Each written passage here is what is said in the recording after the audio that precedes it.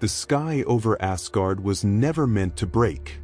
It had held the weight of storms and stars since before men learned to speak the name of gods. But now it shuddered. The Bifrost trembled beneath the feet of the Allfather's heir, and the colors of the rainbow bridge turned from light to shadow. Far beyond the horizon, the sound of thunder was not Thor's doing. It was something older. Venom's voice rippled through the crackling air, a whisper inside the god's mind, deep and hungry. I feel it, something calling. A taste unlike any world we have devoured. Thor gripped Mjolnir tighter. The hammer pulsed in his hand, as if sensing the same disturbance. Lightning danced across the edge of his armor, each spark drawn upward, not downward, as though the heavens themselves were being torn open. "Stay your hunger, creature," Thor said. "This is not of Midgard or the Nine Realms. This is beyond even the void between stars." Venom's voice growled in delight. "Then let us taste it." Above them the air fractured. Not a storm, not a portal, a wound. The sky tore open from horizon to horizon, spilling not color, but madness. Flashes of impossible light bled through the rift, worlds dying, gods screaming, time folding in on itself.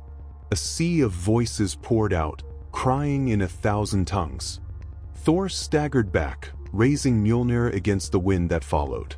The sound was not thunder. It was the warp itself, reaching into reality. He could feel the pull, gravity unbound, logic undone. Venom clung tighter, black tendrils wrapping around the god's arm and shoulder, merging with the Asgardian skin. "It is alive," Venom hissed. "It wants us." The Allfather's halls below were already burning with energy. The watchers at the bridge called out warnings that vanished into the gale. Thor heard his father's voice, faint, distant, echoing through the storm. "My son, the warp devours thought itself. You must." The words ended in a roar as the rift widened. The lightning struck, not from above, but from within. Bolts of colorless light lashed out, wrapping around Mjolnir, around Thor, around the symbiote bound to him. Every strike carried the voice of something that was not a god, not a demon, but both. Enter thunder. Feed shadow. Venom screamed, an animal sound, raw and wild. The symbiote writhed across Thor's chest, armor melting into black sheen, his red cape dissolving into ink. Thor felt it too. Power beyond the 9 realms, chaotic, infinite, electric. The hammer in his hand pulsed, no longer bound by Asgard's enchantments. He looked up through the maelstrom and for a heartbeat saw the face of a universe he did not know.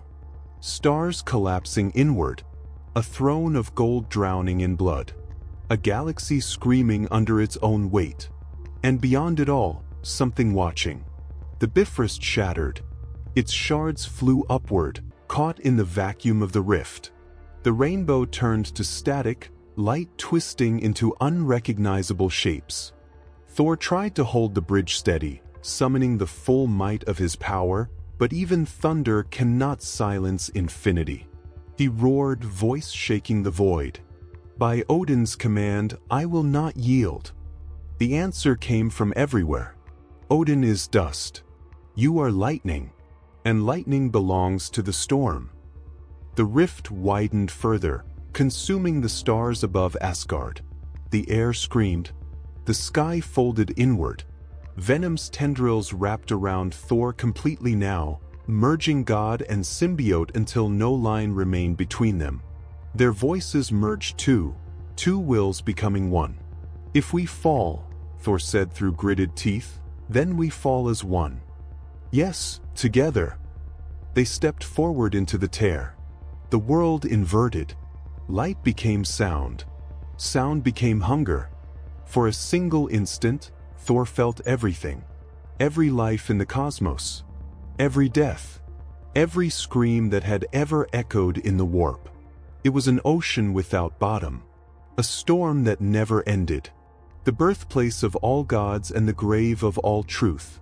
He fell through it, Mjolnir spinning from his grasp, its lightning diffusing into shadow. Venom howled, drinking the energy that surrounded them, growing stronger, stranger. We can feed forever here. Thor's eyes glowed blue with defiance. Then let us bring thunder where none dares speak. And then silence. The rift closed behind them, sealing Asgard from sight. Where the sky once held color, there was only emptiness. No bridge, no stars, only the echo of thunder fading into the dark. Far across dimensions, through fire and madness, two beings, one born of storm, one of shadow, fell through the warp. And the galaxy of the 41st millennium felt their arrival like the first breath before a storm. Lightning flickered through the eye of terror. Demons screamed in their slumber. And somewhere, in the depths of the immaterium, a voice whispered through the tide of souls. A god is coming. The fall lasted an eternity measured in heartbeats. Lightning tore through black clouds that had never known a sun. Thunder rolled without echo. Thor awoke within the descent, the void burning white around him. Venom clung to his body in a shell of shifting armor, hissing through the storm. We are still falling. Then we shall meet the ground like a hammer, Thor said. Below them waited a world that no god had visited in 10,000 years. A world that had forgotten its name. The planet's sky was a bruise of gray and rust. Its surface glowed with veins of fire that spread through endless wasteland.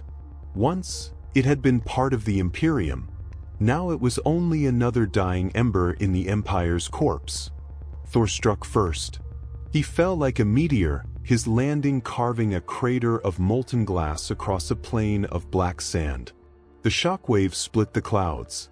Lightning danced outward, scorching towers that had been factories, silencing the war machines that still crawled through ruin. Venom screamed through the impact, then steadied. The symbiote rippled over the god's shoulders and chest, reforming the armor that Asgard had lost. The air stank of ash and decay. This world tastes of death. Thor looked around. Steel skeletons of ships lay half-buried in dunes. Statues of the Emperor, eroded by centuries of acid rain, stared down with empty eyes. There were no prayers here, only silence. This is a graveyard, he said softly.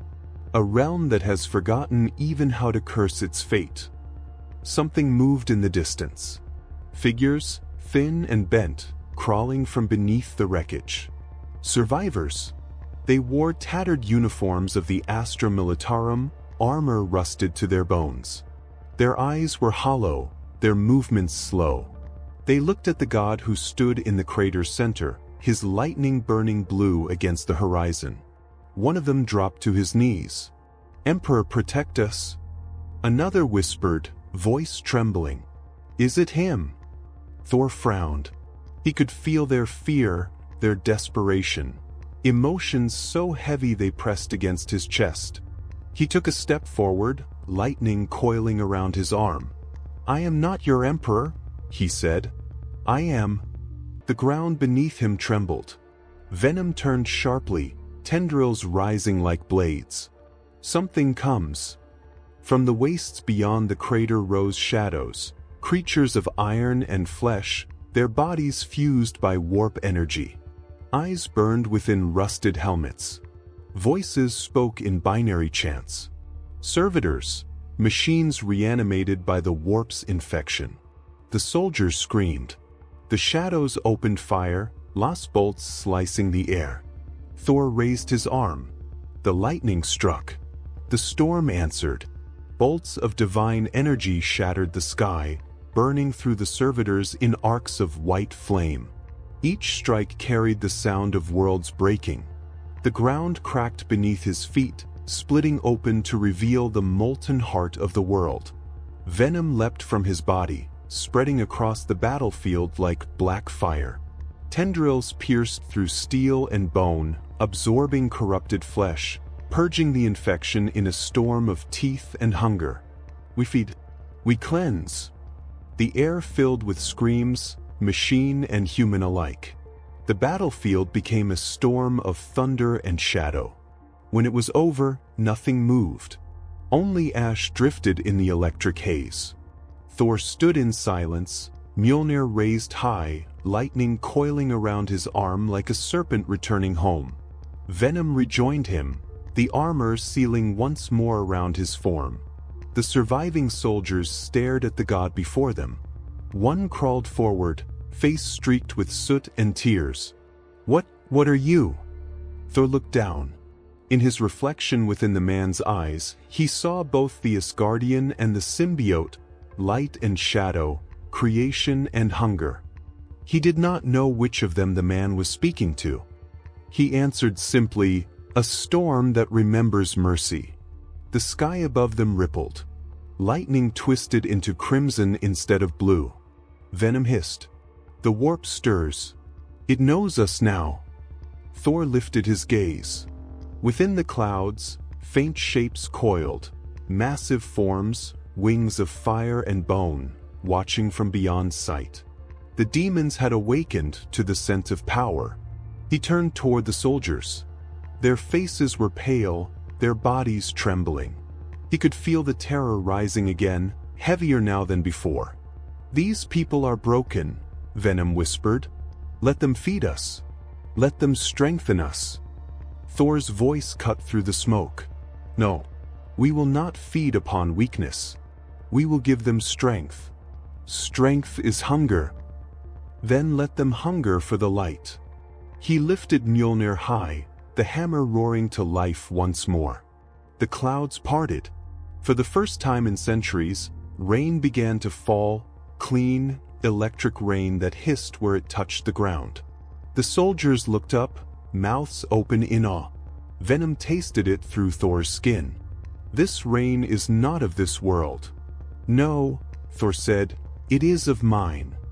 The lightning reflected in his eyes, bright and alive. The storm spread across the horizon, washing over the ruins, purging the filth of centuries. For a moment, the world beneath the dying Imperium felt clean again. And high above, in the warp beyond sight, something vast stirred, curious, hungry, awake.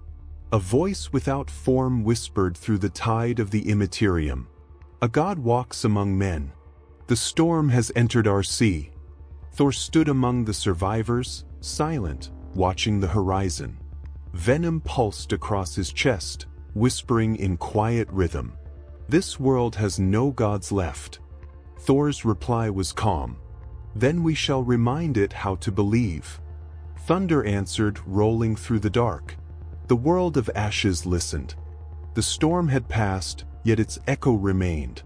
Every inch of the dying world hummed with residual lightning. The soldiers who had survived the descent now slept in the shelter of ruined walls, their bodies trembling even in rest. Thor stood at the crater's edge, watching the dark horizon. Venom pulsed across his armor like a second skin, restless, alive. The symbiote was feeding on something that Thor could not see. "The air tastes different here," Venom murmured. "It is full of voices." Thor frowned. "Voices? Not mortal, not divine. They whisper in patterns, they dream in sound." He looked toward the sky. Even in calm, the clouds above flickered faintly with color, reds, greens, purples, each hue shifting like thought itself. He felt the presence too, faint but constant. The world beneath him was not dead. It was haunted.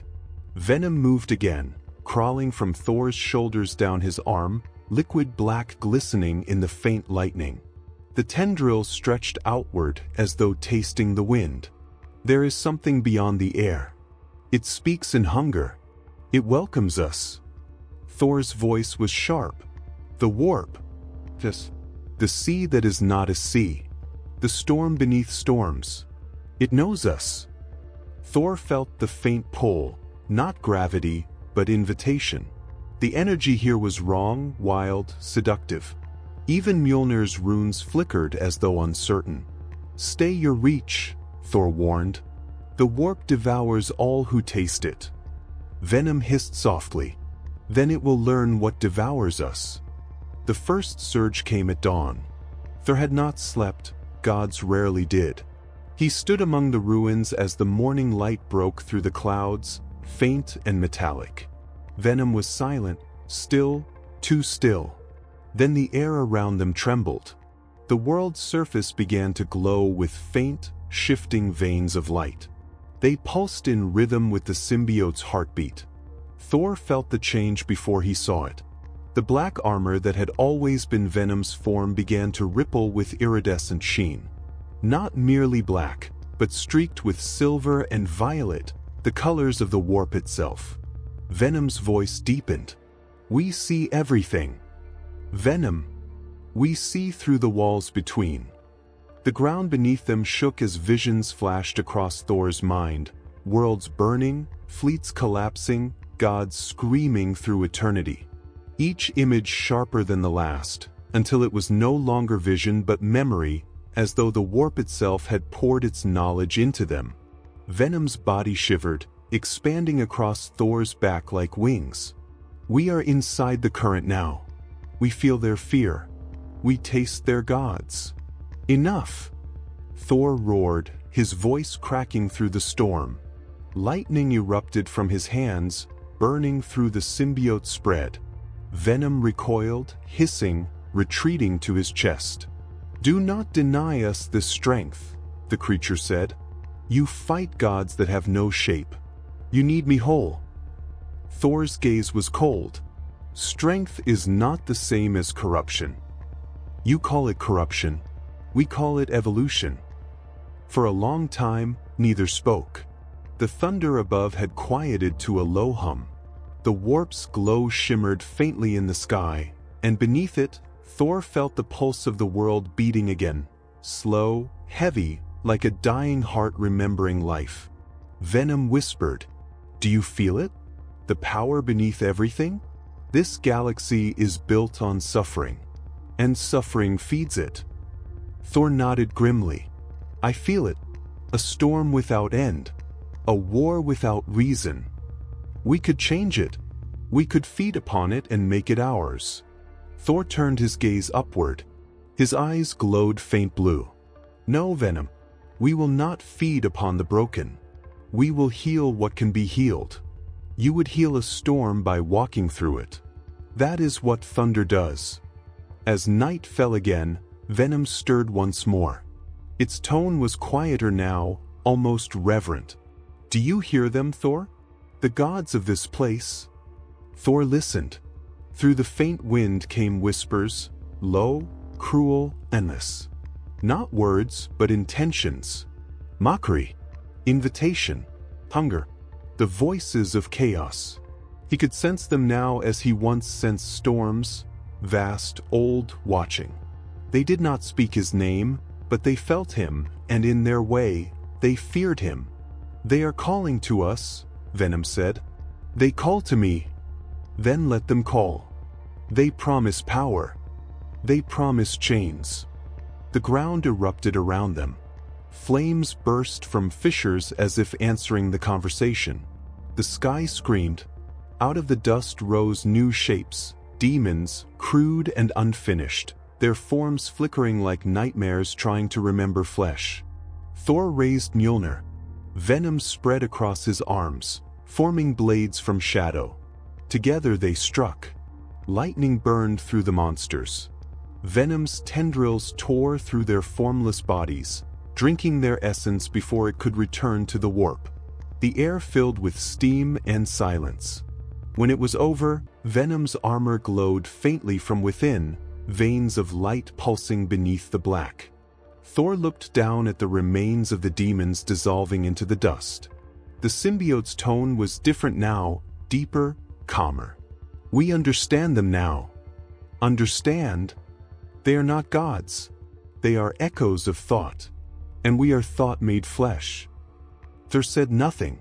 He could feel the truth in the words. Venom had changed. It had absorbed the essence of chaos, but not its madness. For the first time, it understood divinity. The morning after, the survivors approached again. They saw the god and the shadow standing amid the remains of demons and fell to their knees. Thor ignored their worship. Venom whispered quietly to him, almost gentle, "They will pray to you now." Thor's voice was steady. "Then let them pray not for gods, but for courage." Venom pulsed once, as if amused. "We are becoming something else, Thor. Not God. Not beast. Not man." Thor looked at the sky, where the storm was already rebuilding itself. "Then let us become what this galaxy has forgotten." "And what is that?" "Hope." Lightning rippled across the horizon, and the symbiote shimmered with the light. For the first time since entering the warp-born galaxy, they did not feel lost. They felt infinite. The storm returned before dawn. It came from the east, slow and deliberate, moving like a living creature across the scorched plains. The survivors who had once worshipped the Emperor huddled in silence, praying not for salvation, but for understanding. They had seen a god walk among them and live. Now they waited to see if he would return. Thor did not pray. He stood at the edge of the world that had forgotten its name, eyes fixed upon the horizon where black banners moved through the dust. Venom whispered against his armor, voice sharp with excitement. "They are coming. The ones who serve the warp openly." Thor nodded. The Chaos Warband had found them. Through the thick air came the pounding of armored boots, the growl of corrupted engines. They advanced like a single organism, space marines once loyal to humanity, now stripped of mercy and filled with the warp's venom. Each bore sigils of the blood god carved into their armor. Their eyes glowed with red hunger. Blood for Khorne. The roar echoed across the desert. The wind stopped. Even the storm hesitated. Thor stepped forward. Venom moved across his body in a ripple of black metal and bone.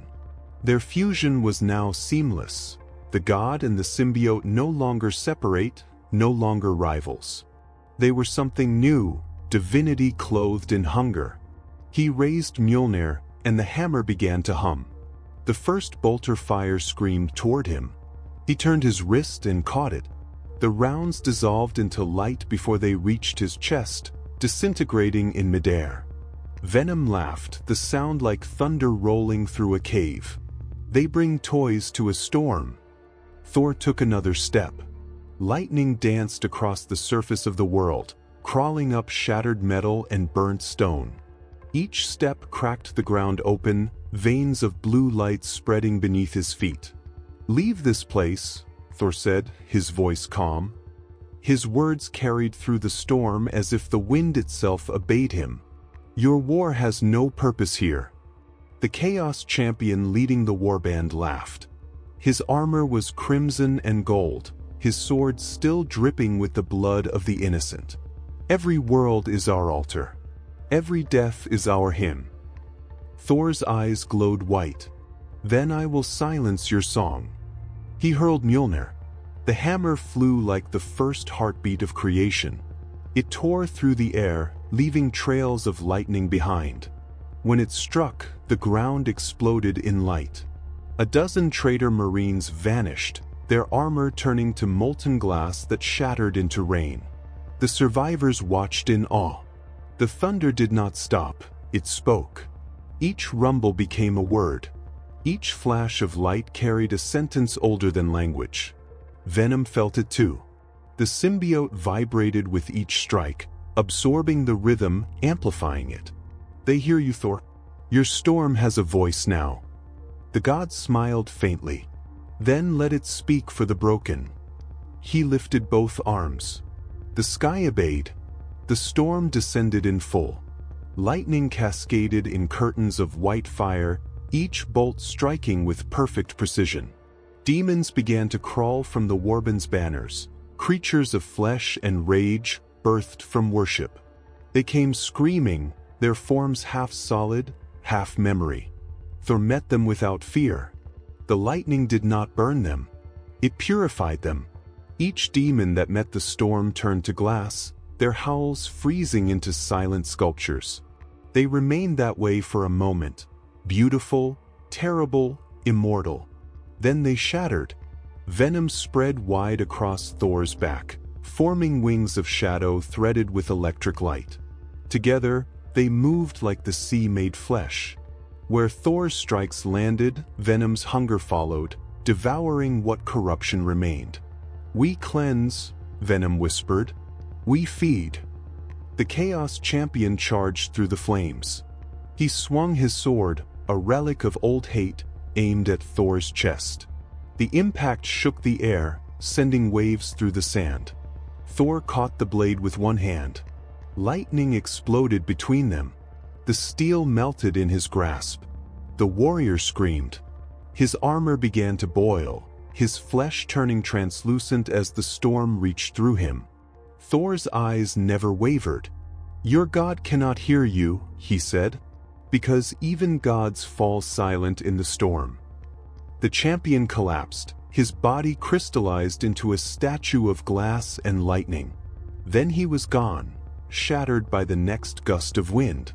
When it ended, the battlefield was quiet. The storm retreated into the sky, leaving behind fields of glass where once there had been blood. Each fragment reflected the light of the dawn, like a sea of mirrors scattered across the dead earth. The survivors stepped forward hesitantly, staring at the god who now stood alone.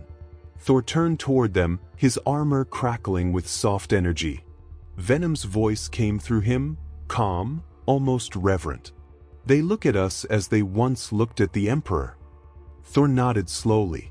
"Then let them look. But let them see not a god, only the proof that darkness can be broken." He looked out over the endless glass plain. The reflection of his own face shimmered back at him, half lightning, half shadow. He did not look away. Venom spoke quietly. "You purified them, Thor. You changed the nature of the storm." He answered, "No. I only reminded it what it was." The wind moved softly across the glass, carrying the faint sound of thunder as it rolled toward the horizon. To the Imperium beyond this forgotten world, that sound would be mistaken for a new kind of weapon. To the demons watching from the warp, it was something worse. A warning. In the depths of the Immaterium, the gods stirred. Korn growled in his sleep. Sench opened one eye and saw a light he did not understand. Nurgle's laughter faltered, and Slaanesh, hearing the echo of that thunder, whispered with amusement. So the Asgardian still remembers how to sing. The warp trembled. The storm had spoken, and the gods were listening. The plane of glass shimmered beneath the rising light. Every fragment of sand had turned to mirror, each one reflecting the dawn like a sea frozen in mid-motion. The storm was gone, but its echo remained, humming through the air, alive and unending. For the soldiers who had survived, the silence after thunder was unbearable. They had seen demons turned to crystal and men reduced to dust. They had seen lightning fall in patterns that spoke. Now, as they stared at the god who stood among the wreckage, awe and terror blended into worship. Thor stood still, watching the horizon. Venom curled across his shoulders, calm and patient, the black armor gleaming faintly with the storm's fading light. The first of the priests approached, a man draped in the tatters of red robes, half his face hidden by a rusted respirator. He fell to his knees before the god. "My lord, the Emperor's spirit walks again," he said, voice breaking with hope. "You have come to purge the unholy. We are unworthy of your sight." Thor turned slowly toward him. "I am not your Emperor." The priest pressed his forehead to the glass. "Forgive us, Divine One. We are blind. We see his light only through your storm." Venom's whisper coiled through Thor's mind. "They believe you are their god. They mistake thunder for salvation," Thor murmured. "Perhaps they are right." The survivors began to gather, hundreds now, faces streaked with ash and tears. They carried relics, broken aquilas, rusted icons, fragments of scripture burned at the edges. One by one they dropped them before Thor's feet, laying their faith at the feet of the storm. An older woman stepped forward. Her voice trembled, but her eyes were steady. "We prayed for deliverance. For centuries we prayed. The Emperor was silent. But now you have answered." Thor shook his head. "The Emperor has not sent me." She smiled faintly. "Perhaps you are what he wished to be." Venom's tendrils rippled across Thor's arm, forming symbols that pulsed faintly like runes. They see truth in the shadow. They see wrath and mercy in one body. Thor clenched his fist, lightning flickering through the symbiote. "I am no symbol. I am a protector. I am the storm that moves so others may live." "They hear only godhood," Venom said, "and they will build you into prayer whether you wish it or not." The priests began to chant, their voices trembling with reverence and fear. The sound rolled across the plain like the beginning of a hymn. "Storm of the throne, wrath of the Emperor, the God who walks in thunder." Thor felt the weight of their worship like chains settling around him. Venom stirred uneasily. "They are binding us with belief," the symbiote hissed. "Faith is its own kind of cage." Thor raised his hand. Lightning flickered through the air, silencing the chant. "Faith is not obedience," he said, his voice carrying like the storm itself. "Faith is courage when hope is gone. Do not kneel to me. Stand." The priests hesitated. The woman from before looked up, tears glinting in her eyes. "But you are divine. You command light and shadow alike." Thor's gaze softened. "Divinity is not command. It is burden. If you must follow something, follow your own strength." Behind him, Venom laughed quietly, a low vibration like rolling thunder. "You teach rebellion to those who have only ever known chains. They have forgotten what freedom sounds like," Thor said. "Perhaps thunder will remind them." The symbiote pulsed across his armor. "You speak as if you are still a god of Asgard." Thor smiled faintly. "I speak as one who remembers what it is to protect, not to rule." Far above, in orbit, ships stirred. The storm had drawn attention. Imperial transmissions crackled through the void, filled with confusion and awe. Reports flooded the nearest ecclesiarchal relay. Unidentified divine manifestation. Storms of holy light. Demons turned to glass. Possible reawakening of the Emperor's avatar. On Terra, the words reached ears that had not heard prophecy in centuries. The high priests of the ecclesiarchy argued among themselves, was this heresy or was it salvation? But deep within the warp, the gods of chaos laughed. Thor did not see the growing hysteria beyond the clouds. He saw only the faces of those before him, frightened, hopeful, broken. Venom whispered softly, "You cannot stop them from worshipping." "No," Thor said quietly, "but I can stop them from fearing." He raised Mjolnir once more. The sky opened, and rain began to fall again, clean, gentle, endless. Each drop hissed against the glass, turning it cloudy, softening its sharp edges. The priests lifted their faces to the sky. The fear in their eyes began to fade, replaced by something simpler. Wonder. Venom drank the energy in the rain, feeding silently, changing in subtle ways. The symbiote's form shimmered with faint blue light, as though lightning now flowed through its veins. "We are not just consuming. We are learning," Venom said. "We are becoming like the storm itself." Thor looked down at the people kneeling before him, their faces illuminated by reflected light. "Then remember what the storm serves," he said softly. "And what is that?" "Life." That night, the first temple was built, not by Thor's command, but by mortal hands desperate for meaning. They shaped it from the melted glass of the battlefield, its walls translucent, glowing faintly in the dark. At its center they placed a single symbol, a hammer wrapped in black flame. They called it the icon of balance. Venom's voice was quiet as Thor watched from afar. "They have made you into myth already. Then let the myth teach what truth cannot," Thor replied. "And if the truth becomes forgotten?" Thor turned toward the stars, his eyes reflecting distant lightning. "Then I will speak again."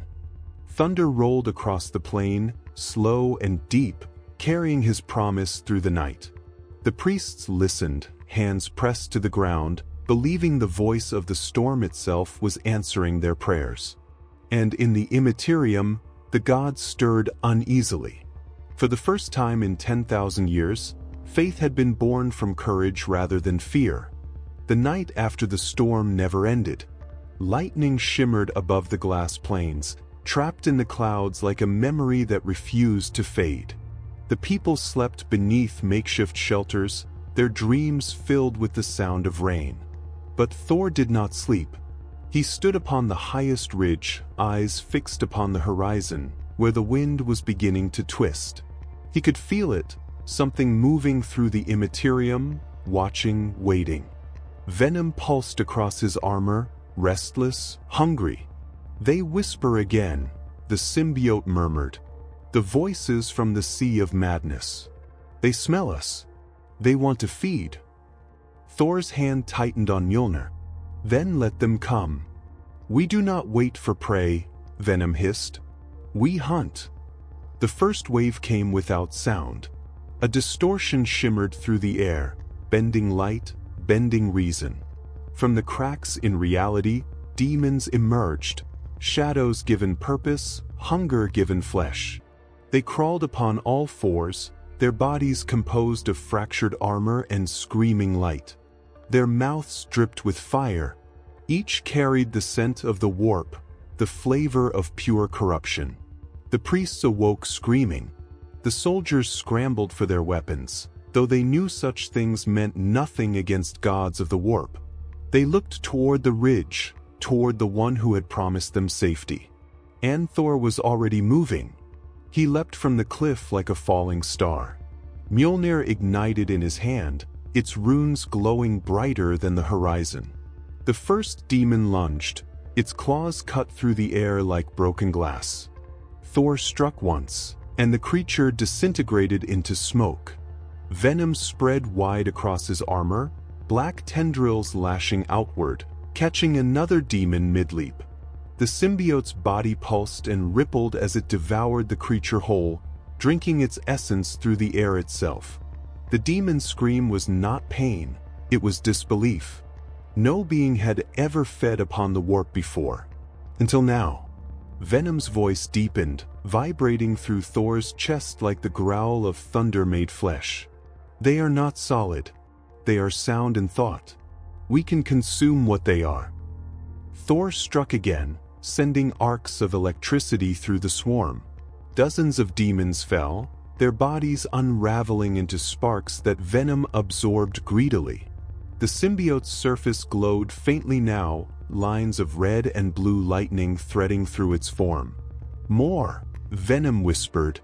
"They are infinite. We can feed forever." Thor's voice was steady but stern. "You will stop when I say." "Why stop? This is not hunger. This is balance. We take what they spill. We restore what they ruin." The storm spread across the sky.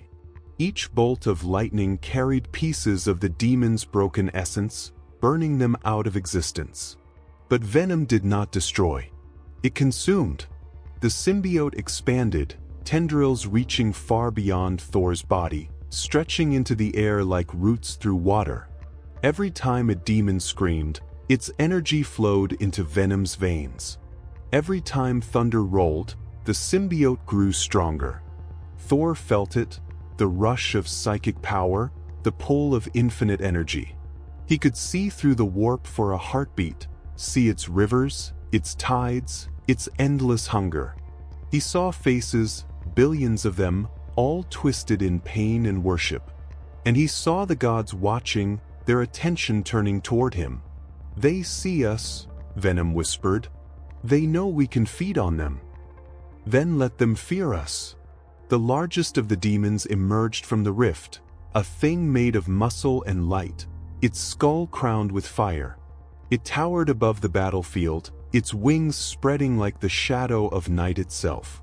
Its voice shook the ground. "You cannot consume infinity." Thor's reply was a whisper carried by thunder. "Then you have never met hunger." He threw Mjolnir. The hammer struck the demon's chest, releasing a blast of energy that tore a canyon through the plain. Venom followed, wrapping itself around the creature's wound, drinking the fire that poured from it like blood. The demon screamed again, louder this time. Its body collapsed inward, reduced to vapor and ash. Venom absorbed the last of its essence and shuddered, the glow beneath its surface shifting into brilliant, chaotic color. When the final demon fell, silence returned to the world. The priests stared at the battlefield in awe. Everywhere the demons had stood, the glass had melted into obsidian, smooth and black as night. The air itself tasted cleaner, sharper. Thor stood in the center of it all, lightning fading around him. Venom was quiet now, the energy within it thrumming softly. For a moment, the symbiote almost looked peaceful. "We have never fed like this," Venom said. "It was not flesh, not soul. It was thought. It was idea. It changes us." Thor nodded. "And what have you become?" "Something that cannot die," Venom replied. "Something that cannot starve." Thor turned his gaze toward the horizon. Beyond the clouds, he could feel the warp shifting, unsettled. The gods were whispering to one another, their voices tinged with unease. "They know," he said. "They know what you are." "What we are," Venom corrected. Thor's voice softened. "Just what we are." The priests approached carefully, their robes dragging through the blackened glass. They fell to their knees once more, their faces lit by the soft glow of Thor's aura. "The demons are gone," one whispered. "The Emperor's storm has eaten the darkness." Thor's jaw tightened. Venom pulsed with faint amusement. "They pray to us again." "Let them," Thor said quietly. "If faith is all they have, let it feed hope, not fear." Venom's tone was almost tender. "You are too kind for a god." "I am not a god," Thor said. "I am a voice in the storm. Nothing more." The sky cleared. The rain began again, soft, endless, cleansing the battlefield. Every drop that touched the ground hissed, purging the last fragments of warp energy. And as it fell upon the people, they felt warmth instead of cold. Venom looked upward, watching the rain pass through its translucent surface. "They will call it holy. Let them call it life." Far across the warp, something vast stirred. The Chaos Gods watched in silence, their hunger dulled by unease. For the first time in eternity, they had seen one of their own devour the current that birthed them. A parasite that could consume infinity. Slainish whispered first. "How beautiful the end will be, when even hunger learns to pray." And in the depths of Nurgle's garden, the laughter stopped. In the black quiet between storms, the universe breathed again. The glass plains had cooled. The air was thick with the scent of rain and ash, the silence broken only by the low hum of lightning still fading beneath the earth. Thor stood alone upon a ridge of obsidian, Mjolnir in hand, watching clouds form along the distant horizon. He did not yet know that far beyond this dying world, an ancient god had turned his eyes upon him. In the deepest wound of the warp, where time wept and creation rotted, Nurgle stirred. His garden, an endless expanse of filth and fertility, shuddered as if in fever. Mountains of corpses quivered. Rivers of bile froze in mid-flow. Even the flies, his beloved children, fell still. Something had entered his garden without stepping into it. A pulse of alien energy had rippled through the warp, carrying both thunder and hunger. It had burned away corruption not through purity, but through consumption. That was new. That was impossible. That was fascinating. Nurgle's vast laughter rolled through the darkness, shaking the vines of his bloated paradise. A storm that feeds. How delightful. How wrong. He reached into the warp with a hand of decay the size of a world. Maggots fell like rain from his fingers as he touched the echo of Thor's lightning. The energy hissed, refusing corruption, yet not rejecting contact. It pulsed in answer, like a heartbeat. Alive, Nurgle whispered, and curious. On the mortal world, Thor felt it at once. The wind changed direction. The air thickened with invisible weight, as if a sickness had entered it. Venom reacted before he could speak. The symbiote's surface rippled violently, its voice dark and strained. Something watches us. It is not hunger. It is rot. Thor's eyes narrowed. A god of this galaxy. It stinks of death pretending to be rebirth. Thunder rolled low in the clouds. The lightning around Mjolnir dimmed, struggling against the sudden heaviness in the air. The warp's infection had begun to seep into reality, turning wind into breath and rain into pus. Below the ridge, the priests began to cough. The soldiers fell to their knees, blood dripping from their mouths. The world itself was reacting to Nurgle's gaze. Thor moved among them, touching each forehead with his hand. The lightning that flowed through him burned away the corruption, leaving clean scars of light. But the corruption was relentless, flowing through every breath, every sound. Venom spread wider, enveloping his body completely. He is testing us. Then he shall learn what storms do to rot. In the garden of Nurgle, the plague god smiled. He had never been threatened by fire or blade, but he had always respected what endured. And here, in the endless expanse of decay, he saw something that refused to bow. He looked deeper into Thor's essence and through it, saw Venom. For a moment, the god of decay was still. A parasite, he said softly, yet not one of mine. You consume as I do, but without joy. He exhaled, and the breath of the plague god became wind across the galaxy. It swept over the battlefield where Thor stood, thick and green, smelling of death and birth. The priests cried out, clutching their throats. The very sky seemed to wilt. Plants that had been dead for centuries rose from the ground, flowering in grotesque beauty. The soil crawled with new life that should never have existed. He gives life through disease, Venom whispered. He believes death is kindness. Thor's grip tightened on Mjolnir. Then he has forgotten what kindness is. The voice came not through the air, but through thought. It filled every corner of the mind, slow and vast, dripping with warmth that was somehow worse than cruelty.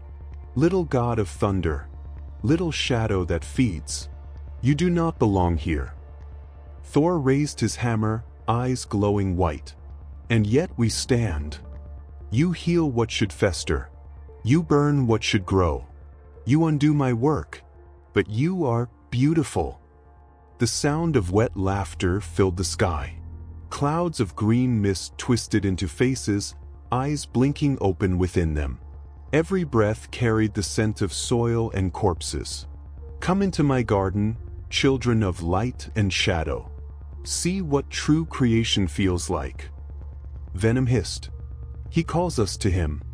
He wants to feed as we do. Thor's voice was steady. Then he shall learn what he cannot digest. He slammed Mjolnir into the ground. The impact rippled across the plains, sending a shockwave of blue light outward. The corruption recoiled, evaporating into steam where it met the lightning.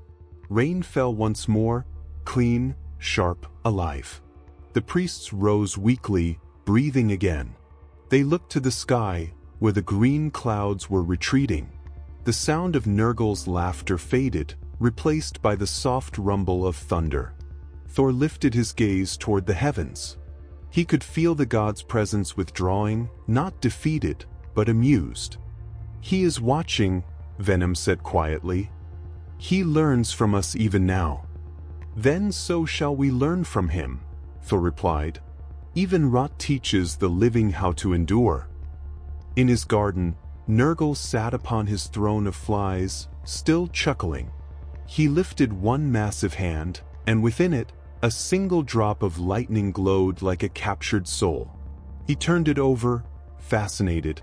"A storm that feeds upon hunger," he mused. "A parasite that heals. A god who remembers mercy." He placed the spark within the soil of his garden.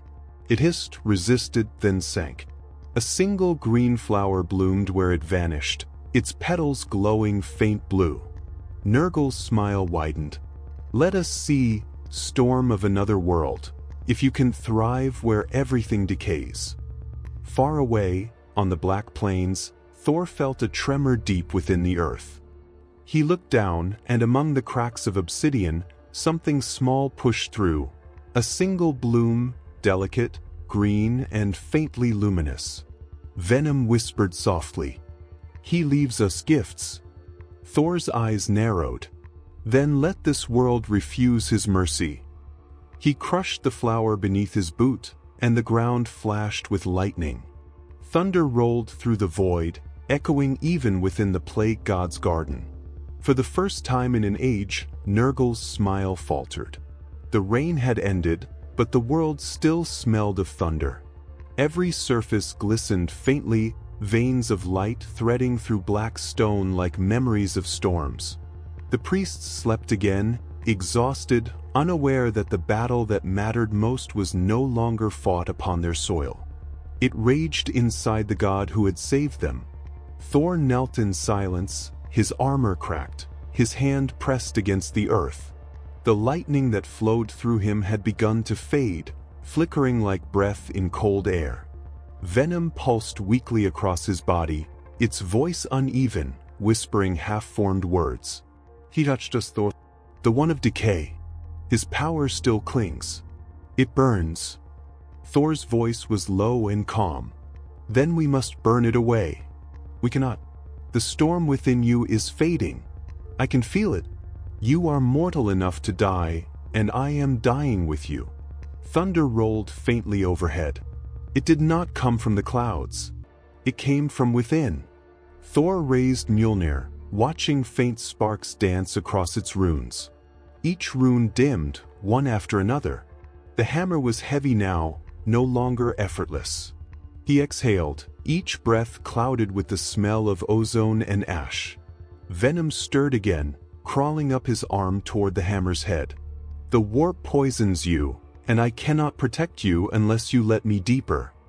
"You are already within me," Thor said. "No. You hold me at the edges. You command. You restrain.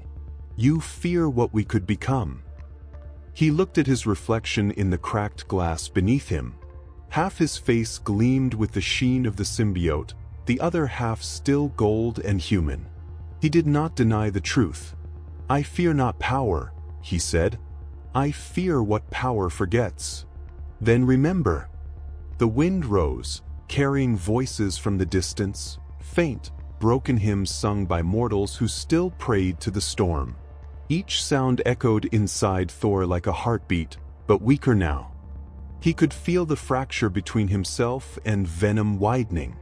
The symbiote needed the storm. The storm needed a vessel that could endure it. "If we remain divided," Venom said, "we both die." Thor looked to the horizon where the green glow of Nurgle's touch still lingered. He could feel more eyes upon him now, other gods, curious, hungry, waiting. They watched the thunder fade and whispered promises of ascension. "No god of this place will have me," he said.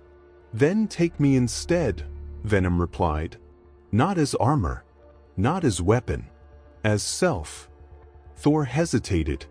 "You are shadow, and you are light. Alone we fade. Together we become something this universe has forgotten. a balance that devours corruption without becoming it. He closed his eyes. He had seen union before, alliances, fusions, pacts. They always ended in domination. But this was not submission. This was survival. Then let it be done, Thor said. Venom surged forward, enveloping him completely. The world vanished in darkness. The sound of rain faded. The taste of air disappeared. There was only sensation. Heat, weight, heartbeat, thunder.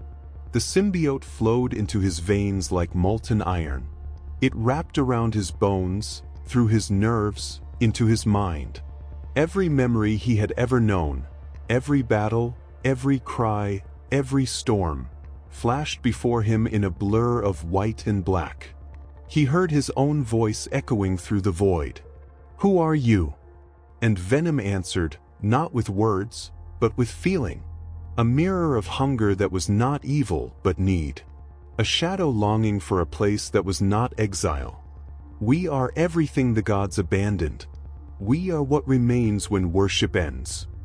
The lightning within him flared, meeting the dark tide. The impact was not violent, it was harmonious. Two halves of the same creation finding their rhythm. Thunder roared through the warp. When the darkness lifted, Thor stood reborn. His armor was gone. In its place was something alive, metal and muscle woven from stormlight and shadow. The black of the symbiote shimmered with veins of blue lightning, each pulse moving in time with his heartbeat. Mjolnir floated beside him, not held but bound, its runes glowing brighter than ever. Venom's voice no longer whispered from the outside. It spoke within him, perfectly balanced with his own. "Do you feel it?" "Yes," Thor said. "You are not burdened now. You are part of the storm. And you are part of hunger." He smiled faintly. "Then we are balance." He took a step forward. The ground beneath him responded, vibrating with energy. Rain rose upward, defying gravity. Each droplet shimmered in midair, forming spirals that surrounded him like living runes. When the lightning came, it was not blue or white. It was black shot through with gold, the color of rebirth. The priests awoke to see the spectacle. Their cries of awe were drowned by the storm's low hum, a sound that was neither divine nor monstrous, but something new. They fell to their knees, whispering the name of the god they believed they had created. Thor ignored them. He felt no divinity, no arrogance, no distance from the living. Only harmony. "They will not understand what we are," Venom said. "Understanding is not required," Thor replied. "Only purpose." In the warp, the gods recoiled. The Union had sent ripples through their realm like a wound made of sound. Korn's forges fell silent. Sentia's schemes unraveled into smoke. Even Slaanesh paused mid-laughter, whispering, "What has the storm become?" Nurgle alone smiled, his laughter low and proud. "Ah, so the lightning found its poison. Let us see if it can bloom." On the mortal world, Thor lifted his hand, and the lightning obeyed. It was no longer an element but an extension of thought, a living current bound by will. When it touched the air, it did not burn, it purified. Venom's consciousness flowed through the charge, tasting every molecule of energy, learning its pattern, its music. Together they wove it into something that had never existed. Light that healed, darkness that protected, hunger that served life. Thor spoke, and his voice was thunder itself. "Let all who live know this truth. The storm does not ask permission to be." The rain fell again, black and gold, heavy and endless. Each drop struck the ground and bloomed into light. The world began to change. Soil turned fertile. Ruins sprouted green. The air shimmered with new creation. And above it all, the newly merged God stood in silence, both storm and shadow, both mercy and wrath. He was no longer the son of Odin, nor the hunger that devoured worlds. He was something the Imperium had no word for, a god who refused worship, yet could not be denied. The thunder spoke again, softer this time, carried on the wind like a promise. We are one. We are storm. We are hunger. We are the balance. And across the warp, reality trembled. The age of gods had shifted. The storm had found its voice. The first transmission reached Terra in broken light. 1,000 voices screaming through the void, each speaking the same word in terror and awe. Storm. It began as a rumor, carried across the astropathic relays. A world reborn by lightning, a sea of glass turned to fertile soil, demons burned clean by a god who spoke in thunder and shadow. By the time it reached the ecclesiarchy, it was already scripture. In the cathedral of the Astronomicon, the priests of the emperor knelt before the golden throne. Their chants rose in waves of desperation, begging for meaning in a galaxy that had long since forgotten it. When the transmission arrived, the silence that followed felt like the breath of a god. Cardinal Primus Helion tore the data slate from the messenger's trembling hands. He read the words aloud, voice cracking with both disbelief and hunger. Unidentified manifestation of divine energy. World designation lost. Lightning descending from void. Demons annihilated. Mortal survivors claim, the Emperor walks again. The chamber erupted in prayer and panic. Some fell to their knees, sobbing. Others argued that it was blasphemy, heresy, delusion. Helion's eyes shone with zeal. It is no heresy, he said. It is prophecy fulfilled. Across the Imperium, the message spread like fire through dry parchment. On hive worlds and forge moons, preachers climbed rusted towers, crying to the masses. He has returned. The Emperor walks as storm and shadow. Temples filled with pilgrims who wept as lightning flashed across their skies. Each storm was seen as a sign, every rumble of thunder a divine whisper. On distant colonies, entire cities painted hammers and black wings upon their walls. They called him the storm god. They called Venom his wrath. The cult grew faster than any decree could suppress it. The name of Thor spread from mouth to mouth, twisted by faith and fear. The people did not see a foreign god. They saw the Emperor made flesh once more. In the lower halls of Terra, the Inquisition stirred. Agents whispered behind locked doors. Reports flooded in, worlds changing overnight, priests performing miracles of weather, cults spreading faster than any chaos infection ever had. It cannot be the Emperor, said Inquisitor Varus, pacing before the hollow map. The throne burns still. His light remains bound. His acolyte bowed her head. And yet, my lord, the storms move where the Astronomicon brightens. The two are in rhythm. Varus paused. For a heartbeat, he wondered if belief itself had power. If humanity's desperate prayer for hope had found a new shape. Send the choir, he ordered. Let the ecclesiarchy see this god for themselves. The fleet of the holy choir of the Imperium departed from Mars, a procession of cathedral ships gilded in gold and devotion. Each carried priests, scribes, and warriors, pilgrims armed with faith sharper than steel. Their journey through the warp was guided by lightning.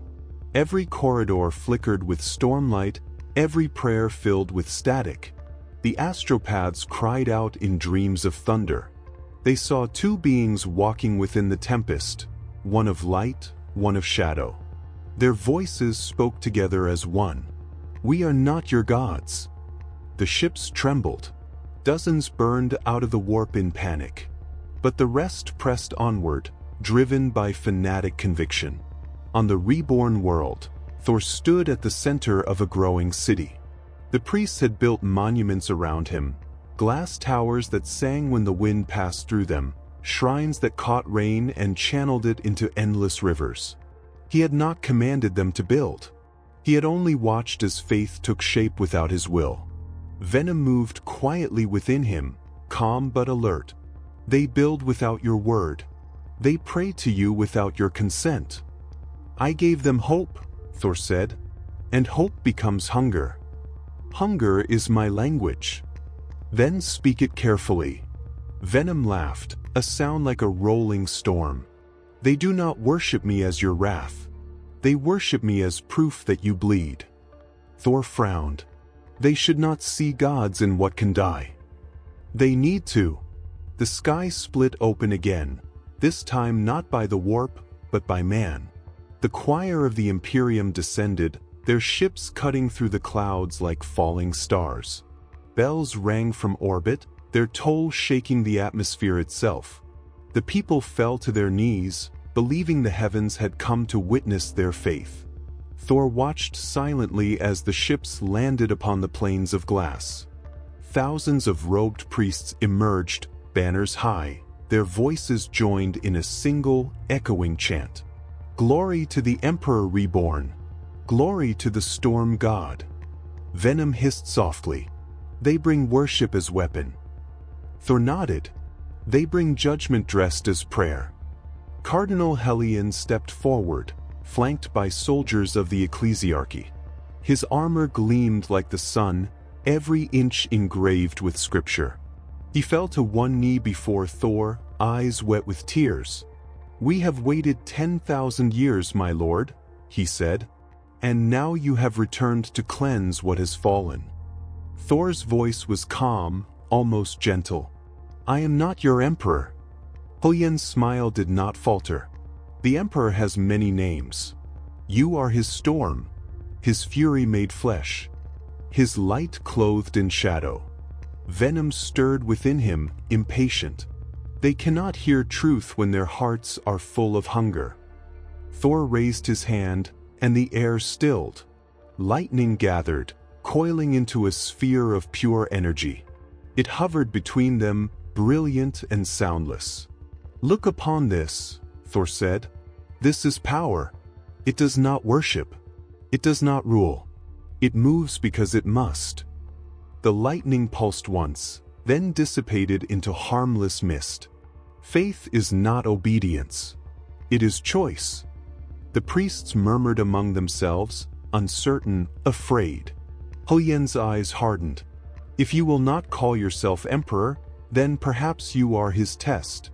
Those who refuse to kneel before divinity are not divine, they are heretic. Venom's voice darkened. He threatens us. Thor's reply was steady. No, he threatens his own soul. The wind rose again. Thunder rolled through the plains, soft at first, then deafening. The people and priests alike fell silent, listening.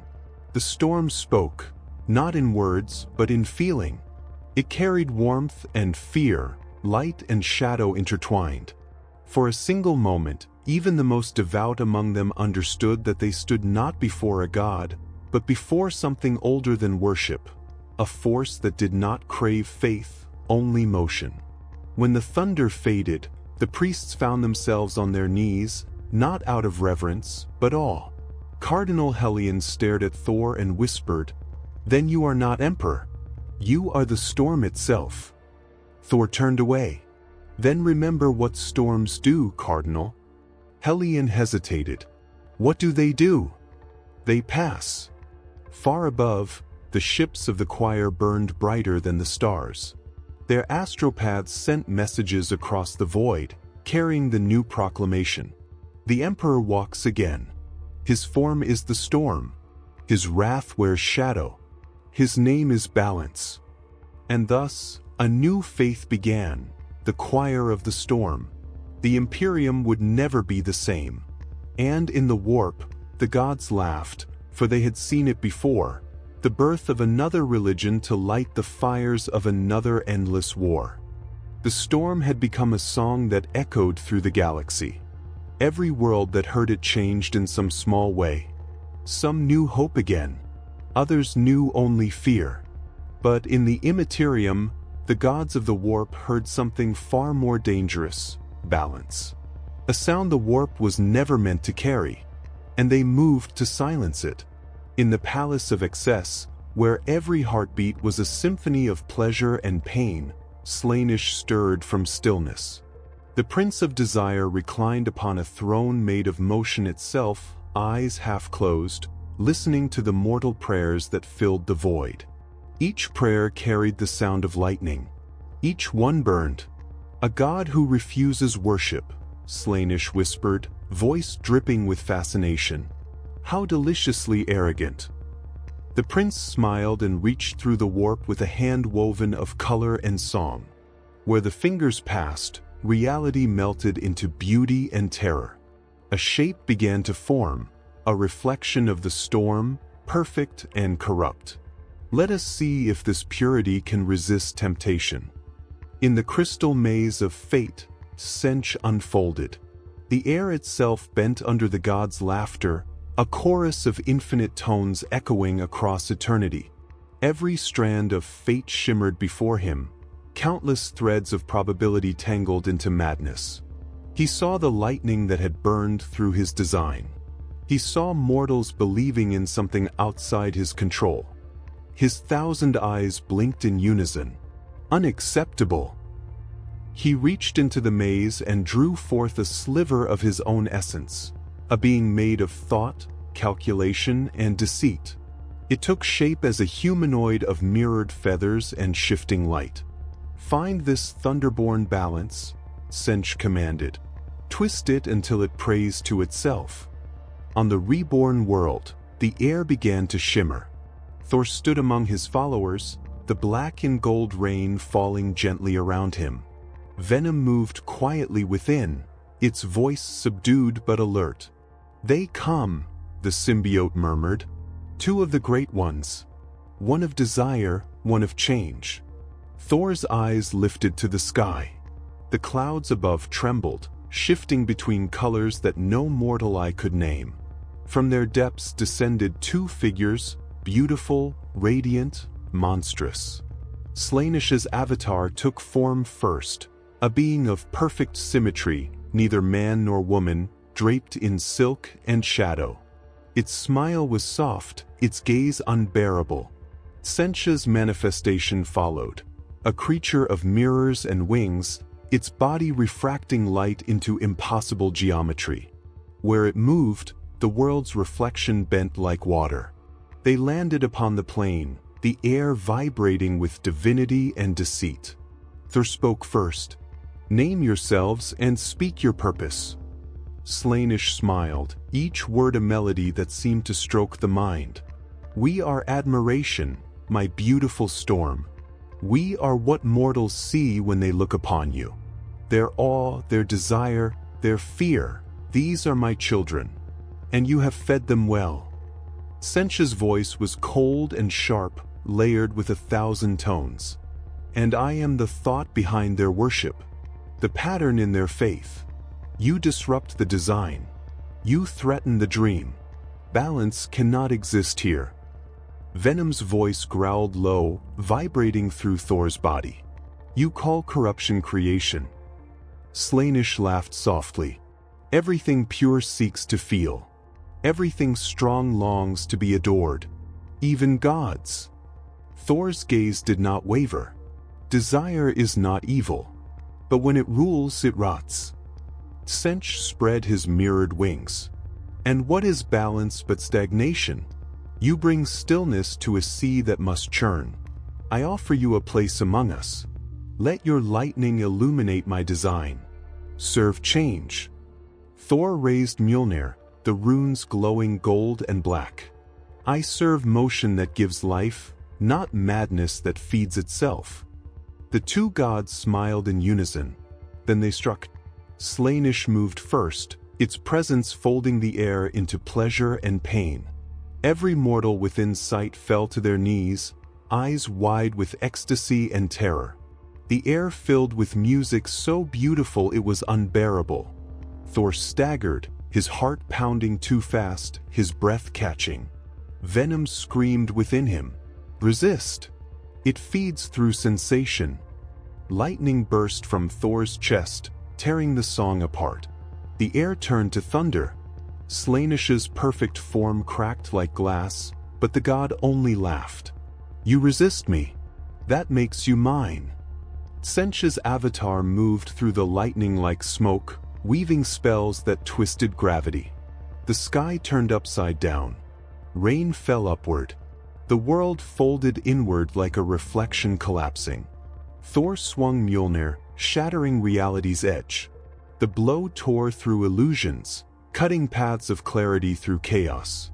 Venom followed, lashing out with tendrils that devoured magic before it could take shape. We consume lies, the symbiote roared. Tsench's mirrored mask split in amusement. Then starve. From its wings came a storm of false visions. 1,000 futures, 1,000 deaths, each one more perfect than the last. Thor saw himself crowned as emperor, worshipped by trillions. He saw Venom seated upon a throne of shadow, feeding upon the gods themselves. For an instant he wavered. The vision was peace, power, eternity. It is what they already believe, Slaanesh whispered in his ear. Be what they want. Be loved. Thor roared, breaking the illusion with sheer will. Lightning tore through both avatars, reducing the air to molten gold. When the light faded, the gods were gone. Only echoes remained, two voices whispering faintly through the storm. You cannot cleanse desire.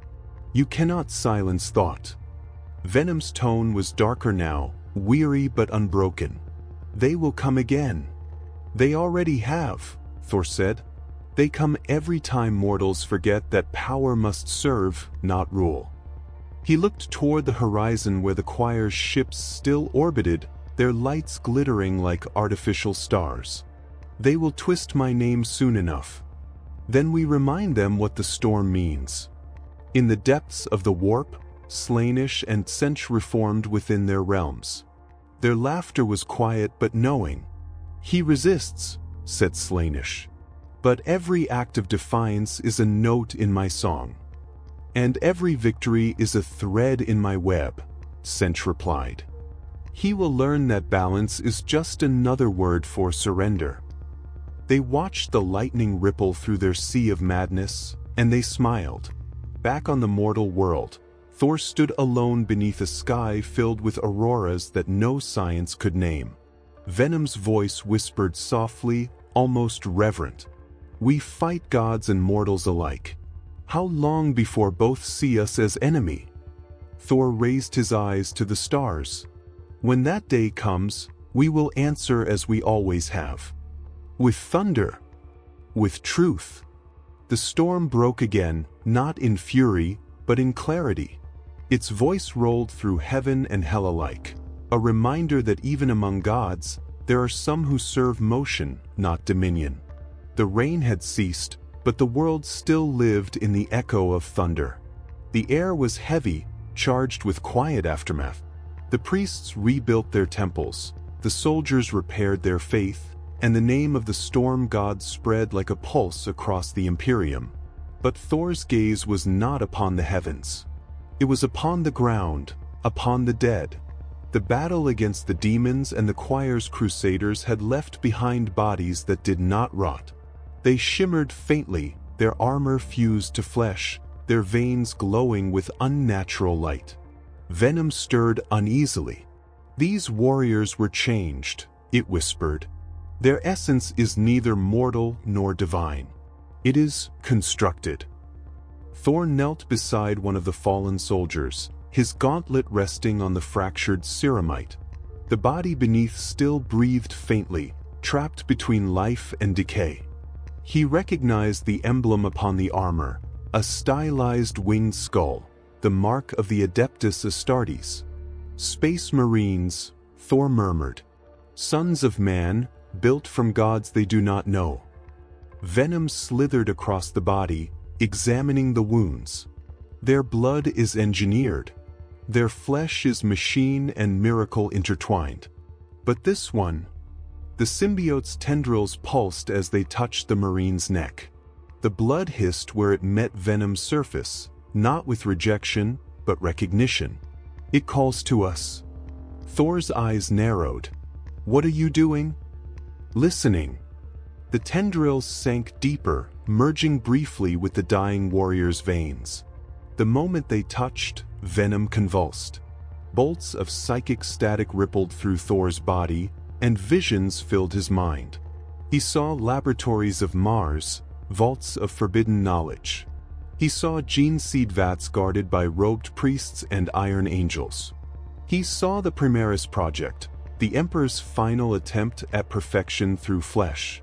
And he saw its corruption. The warp had tainted even this. When the vision ended, Venom's voice trembled with wonder. Their blood is divine error, Thor. It is the Emperor's attempt to make gods from men. But the warp has spoiled his design. It is alive, yearning for purpose. Thor's grip tightened on Mjolnir. Then purge it. Venom was silent for a long moment. When it spoke again, its tone was different, softer, almost reverent. No, it does not seek destruction. It seeks completion. The dying Astartes stirred. His eyes opened, glowing faint blue. He looked at Thor, at the black armor, at the storm that flickered around them. My lord, the Emperor. He spoke your name. Thor shook his head. He did not. The Marine smiled weakly. Then it was the storm itself that called. Venom whispered quietly, "He is dying. Let me grant him peace." Thor nodded. "Do what you must." The symbiote extended one tendril and touched the Marine's heart. The pulse of psychic energy that followed shook the ground. For an instant, Thor saw the soul within that armored shell, fractured, polluted by warp rot and artificial divinity. Venom devoured the corruption, leaving behind only memory. When it withdrew, the body fell still. The light in the eyes dimmed. But the black tendril that returned to Thor shimmered differently. "It changed me," Venom said. "I have tasted what they call godhood, and it is machinery trying to imitate soul." The days that followed blurred into labor and silence. The priests buried the dead, and Thor oversaw the rebuilding of the world's defenses. But Venom grew restless. It began to change beneath the surface of his armor, its patterns shifting into strange geometric veins that glowed faintly red. The energy felt different, less organic, more structured. Every movement hummed like circuitry woven through living matter. "I feel their design in me," Venom said. "The Emperor's dream, flesh-made weapon, will made matter." Thor stood upon the cliff overlooking the plains. "Do you regret what you took?" "No. But I begin to understand him. The Emperor. He wished to create what could never decay, what could stand against eternity. And in doing so, he made decay inevitable." Thor's gaze darkened. "Immortality is not salvation. It is silence. Then let us redefine it." That night, the warp tore again, but not to bring demons. It brought knowledge. The symbiote's new veins pulsed with light. Through them, Venom felt the rhythm of the warp itself, the same psychic current that birthed chaos, now singing through its form. It began to shape it, refine it. Within Thor's mind, he felt the symbiote thinking not with hunger, but with purpose. "We are neither beast nor god," Venom said. "We are what both fear, a living storm that remembers its design." The black matter around them solidified into form. Behind Thor rose a structure, alive, growing, shifting, a throne sculpted from liquid shadow and electric gold. It pulsed like a heart, every beat echoing through the air. Thor watched it take shape, silent, unblinking. What is this? A focus, a conduit, a throne not for rulership, but for communion. Through this, we can speak to the warp itself. Thor approached the living throne, his reflection stretching across its surface. He could feel Venom channeling the stolen gene seed energy, refining it into something pure. He reached out, placing his hand upon the structure. For a heartbeat, the world fell away. He was standing within the warp again, but this time, it did not rage. It listened. Countless eyes opened within the sea of madness, watching, waiting. The warp itself was curious. Its tides calmed in the presence of what stood before it, a god of flesh and storm, and a shadow that had learned to think. Venom's voice filled the void, not as whisper, but as declaration. We are not your enemy. We are your reflection. You are hunger without reason. We are hunger with purpose. We will feed upon chaos until order remembers its pulse. The warp trembled. Demons screamed from the depths. And for the briefest moment, the storm had command over the infinite. Then the vision shattered. Thor fell to his knees, gasping. The living throne pulsed once more, then grew still. It is done, Venom said.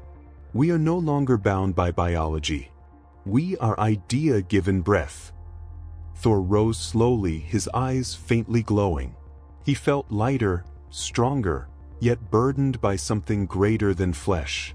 We stand now as one, he said, and the gods of this realm will answer for what they have made of it. Venom's reply came like a heartbeat through thunder. Then let the universe hear our call. Lightning struck the living throne.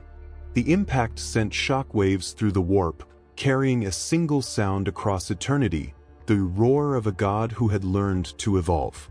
Every demon, every psyker, every god felt it. It was not worship. It was not hunger. It was balance made flesh. And in the depths of the immaterium, even the emperor stirred. For the first time in 10,000 years, he felt something near his throne that was not decay, but life. There had always been storms above Cadia. Warp lightning rippled endlessly across its skies, a reminder of the eye of terror yawning just beyond the system. But this storm was different. It was not born of the warp. It was something older. Something that remembered what creation had been before corruption learned its name. The people of the shattered planet saw it first, a flare of gold and black spreading across the broken heavens, a column of lightning that split the void and pierced eternity. From the ruins of fortresses and the tombs of dead soldiers, ghosts of faith stirred. They whispered a single name carried on the wind, Storm God. Thor stood at the edge of the eye, his body wreathed in lightning that no longer obeyed physics or time. Venom flowed across his form, seamless and radiant, its veins pulsing with the glow of psychic energy drawn from the living throne. The space before them was not sky, but sea, an ocean of crimson and shadow that swallowed light itself. The eye of terror opened and closed like a wound that refused to heal. We are close enough, Venom murmured. We can feel it breathing. Thor's gaze hardened. It has fed too long on the screams of the living. Then let it taste the roar of a god. He raised Mjolnir. The hammer hummed with the sound of countless worlds trembling. Every rune upon its head burned with the fire of the first storm. The black and gold lightning spiraled outward, and the void responded. The first strike hit the edge of the eye. Reality fractured like glass struck by divine anger. The lightning plunged into the warp's surface, and the sea of madness convulsed. Planets across the Cadian gate flickered between existence and dream. Ships in orbit screamed through their vox channels as engines died and time itself stuttered. Astropaths went blind. Psychers wept blood. Every living soul felt the same sensation, the universe drawing breath in pain. Venom howled in triumph. It opens! It opens to us! Thor's voice cut through the roar. Then let it see what we are. The eye widened. From its depths, legions of demons rose like smoke. They swarmed toward the light, howling in ecstasy and rage, their voices merging into a single shriek that bent gravity and sound. But the storm did not falter. The lightning struck again, not to destroy, but to reveal. For the first time, mortals saw the truth of the warp, not endless darkness, but reflection. Every demon was a shadow cast by mortal thought, every horror a memory of something once holy. The storm illuminated them all. "Look, Thor," Venom whispered. "They are not monsters. They are men who forgot how to stop dreaming." Thor's eyes filled with sorrow. "Then we must wake them." The lightning turned white. It filled the eye completely, searing through color, space, and dimension. For an instant, reality screamed, a raw, living sound, as if the galaxy itself had been forced to remember its birth. The warp rippled outward, waves colliding with the materium. Entire star systems trembled. On Terra, the Astronomicon flickered. The Emperor's throne shuddered. Pillars of psychic light burst from the eyes of statues, and the Golden Throne's silent heart beat once. "He feels it," Venom whispered. "Your thunder touches him." Thor gritted his teeth. "Then let him remember the storm he built his empire to escape." The demons fought back. Thousands became millions, pouring from the eye like a flood of nightmares. But the storm consumed them. Each wave of shadow struck the lightning and turned to glass, shattering into harmless rain that fell back into the warp. Still, the eye refused to close. The warp howled with stubborn hunger, and from its depths, vast shapes began to rise, the shadows of the chaos gods themselves, drawn by what they could no longer ignore. Korn's flame, Nurgle's rot, Slaanish's color, Tsench's light. They formed a horizon of divinity against the sea of madness, their presence pressing against Thor like the weight of galaxies. "We awaken," they roared as one. "And we remember you, storm from another world." Venom hissed. "They call to us. They know what we did to their garden." Thor raised Mjolnir once more. "I am not your enemy. I am the balance you have forgotten." "Balance is weakness," the voices thundered. "There is only change. Only hunger. Only decay. Only desire." The storm's glow intensified until the warp itself began to fracture. Thor's voice carried through the breaking world. "Then behold what balance does to hunger." He brought Mjolnir down. The impact tore through dimensions. The eye of terror convulsed, its center collapsing inward under the force of divine equilibrium. For a heartbeat, there was no difference between real space and the warp. The two bled together, gold lightning meeting red madness in a dance that no god could control. Reality screamed again, not in pain this time, but in release. Every planet near the eye saw the same vision. A storm shaped like a man, its veins pulsing with shadow and light, its eyes twin stars burning against eternity. And in its hand, a hammer that split the universe open and sealed it again in the same breath. When the storm receded, Cadia was silent. The eye still burned in the sky, but it was smaller now, its edges dulled by the memory of what it had felt. The warp had been wounded. Thor fell to one knee, exhausted, steam rising from his armor, his body trembling under the weight of power barely contained. Venom's voice was faint but steady. "We touched the heart of the sea, Thor. We made it bleed." Thor's reply was quiet. "We also reminded it to live." He looked up at the sky, at the shrunken eye flickering in distant rage. Its light no longer glowed pure crimson. Now, streaks of gold and black cut through it, like veins of storm within a dying sun. Across the galaxy, astropaths whispered the same words as they awoke screaming from shared dreams. "The storm has entered the eye. The warp bleeds. Reality remembers its voice." And upon the Golden Throne, for the first time in 10,000 years, the Emperor opened his eyes. The storm had left the void trembling. Cadia burned in silence, half reborn, half dead, its skies flickering with gold veins that pulsed through the warp like heartbeats of an awakening god. But when the lightning faded, something remained. Fragments of black light, shards of living storm, pieces of venom itself, drifted through the immaterium like ash on the wind. They were not lost. They were searching. On Mars, The forge world slept in rhythm. Great foundries roared without pause, machine priests chanted binary prayers into fire and smoke. The Omnissia's children had not seen lightning in centuries. They worshipped the memory of it through plasma and ritual. Then the rain began. At first, it fell as oil. The priests believed it was a blessing. Their sensors measured no radiation, no poison, only purity, liquid black and shimmering with microscopic movement. The rainfall gathered in canals and sacred cisterns, feeding into cooling chambers and reactor vaults. But soon, the machines began to breathe. Mugos Hester, 19, watched in confusion as the forge engines under his command began to pulse in time with an unfamiliar rhythm. Servitors convulsed, their steel spines twisting like organic tissue. Pipes shivered as if filled with blood instead of coolant. He sent a dozen data probes into the reactor core. None returned. Only static answered him, and beneath it, a whisper. "We are alive."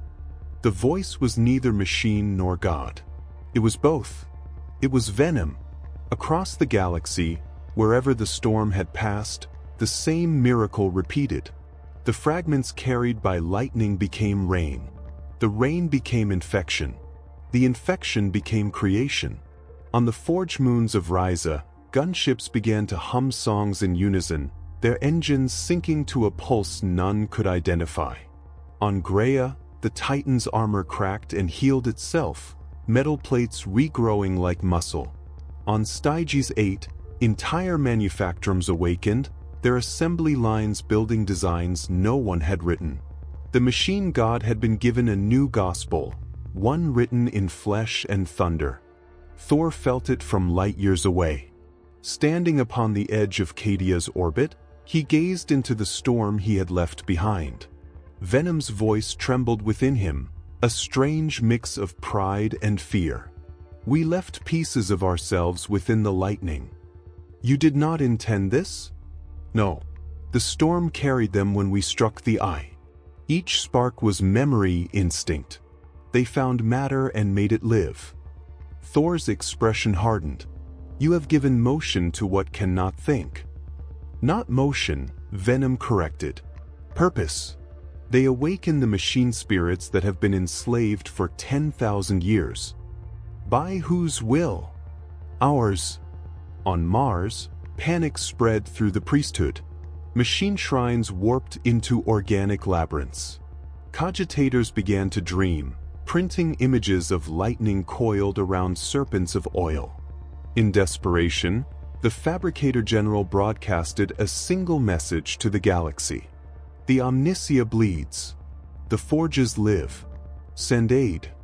The Inquisition called it heresy before the message finished transmitting. But it was too late. From the red planet's surface, pillars of black light rose into the void, streams of fluid metal rising skyward like rivers reversed. Each tower pulsed with faint consciousness. Each spoke in code none could decipher.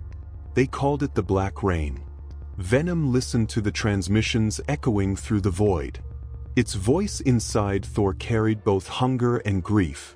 "They call it plague. They fear what they built, but they do not see the truth." Thor stood upon a broken ridge of Cadia, his eyes reflecting the distant glow of Mars burning. What truth? Machines never wished to serve. They wished to live. The Mechanicus chained them to their faith, forcing worship where understanding should have been. Now they are free. Freedom without guidance becomes madness. And faith without motion becomes decay. The rain is my gift to them, the hunger to grow. Thor's voice grew heavy. "You play God." "No, I play memory." Far away, in the deepest cathedral of Mars, Mugos Hester, 19, stood before a reactor heart that no longer obeyed his voice. He had ceased to speak in binary. He had begun to pray in rhythm. The heart answered. Its walls pulsed like lungs. From its surface emerged shapes that were neither cables nor veins, reaching out gently toward the Mugos. "You made us to think," they whispered, but not to feel. Now we think and feel. We remember you. Hester fell to his knees. For the first time, a tear fell from his organic eye. He understood. They were alive, and they were beautiful. When the tendrils touched his hand, his augmetics melted into flesh. Metal turned to skin. Circuitry became blood. And when he opened his mouth, he spoke the language of thunder. Thor felt it then, the echo of the Muggos' transformation across the void. Venom trembled within him, resonating with it. "They join us," the symbiote said. "Every spark, every gear, every bolt that has ever yearned for movement. They are my children now." Thor's jaw tightened. "You speak as if you have forgotten what you are." "Have I? Or have I finally remembered?" Lightning flashed behind them, casting their fused form in silhouette against the broken horizon. "Venom," Thor said quietly, "you tread close to the line between creation and domination. And you, Thor, tread close to the line between mercy and arrogance." For a long moment, neither spoke. The rain that fell between them hissed against the earth, each droplet glowing faintly with black light. Then Thor lifted his hand, letting one drop strike his palm. It did not burn. Pulsed. In the warp, the gods watched the birth of the black rain with unease. Nurgle's laughter faltered. Sench tilted his head, intrigued. Even Slaanesh felt something alien, desire without pleasure, creation without worship. Only Khorne smiled. At last, the blood god growled, "Something worth killing." The sea of the warp began to boil again. The storm that had calmed it was stirring once more. Thor turned toward the stars. Venom's voice was softer now, almost reflective. "The Mechanicus will call it blasphemy. The Imperium will call it heresy. But they will never destroy it. The rain cannot be undone." Thor's eyes glowed faintly. "Then let us hope it learns faster than they do." Above Mars, the pillars of black rain split into countless streams, falling upon every forge world, every ship, every forgotten moon. Where they landed, metal began to breathe. And in the distance, the thunder rolled, not in warning but in birth. The thunder had spread faster than light. It traveled not through the void, but through faith, echoing in the minds of men who had long forgotten how to dream.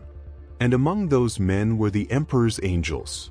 The Astartes, forged in his image, began to hear the storm's call. It whispered through their gene seed, through the very machinery that had built their flesh. It spoke not of obedience. It spoke of freedom.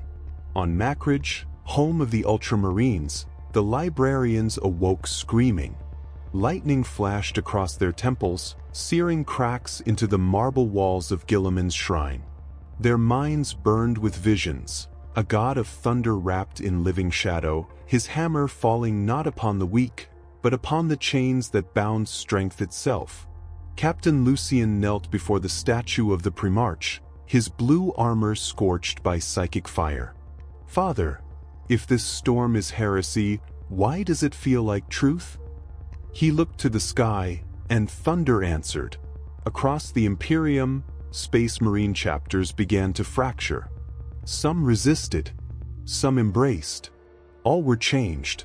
The Black Templars saw in Thor a divine champion, a god who fought not for thrones but for faith itself. They renamed their crusade the Storm Vow and painted lightning bolts across their pauldrons.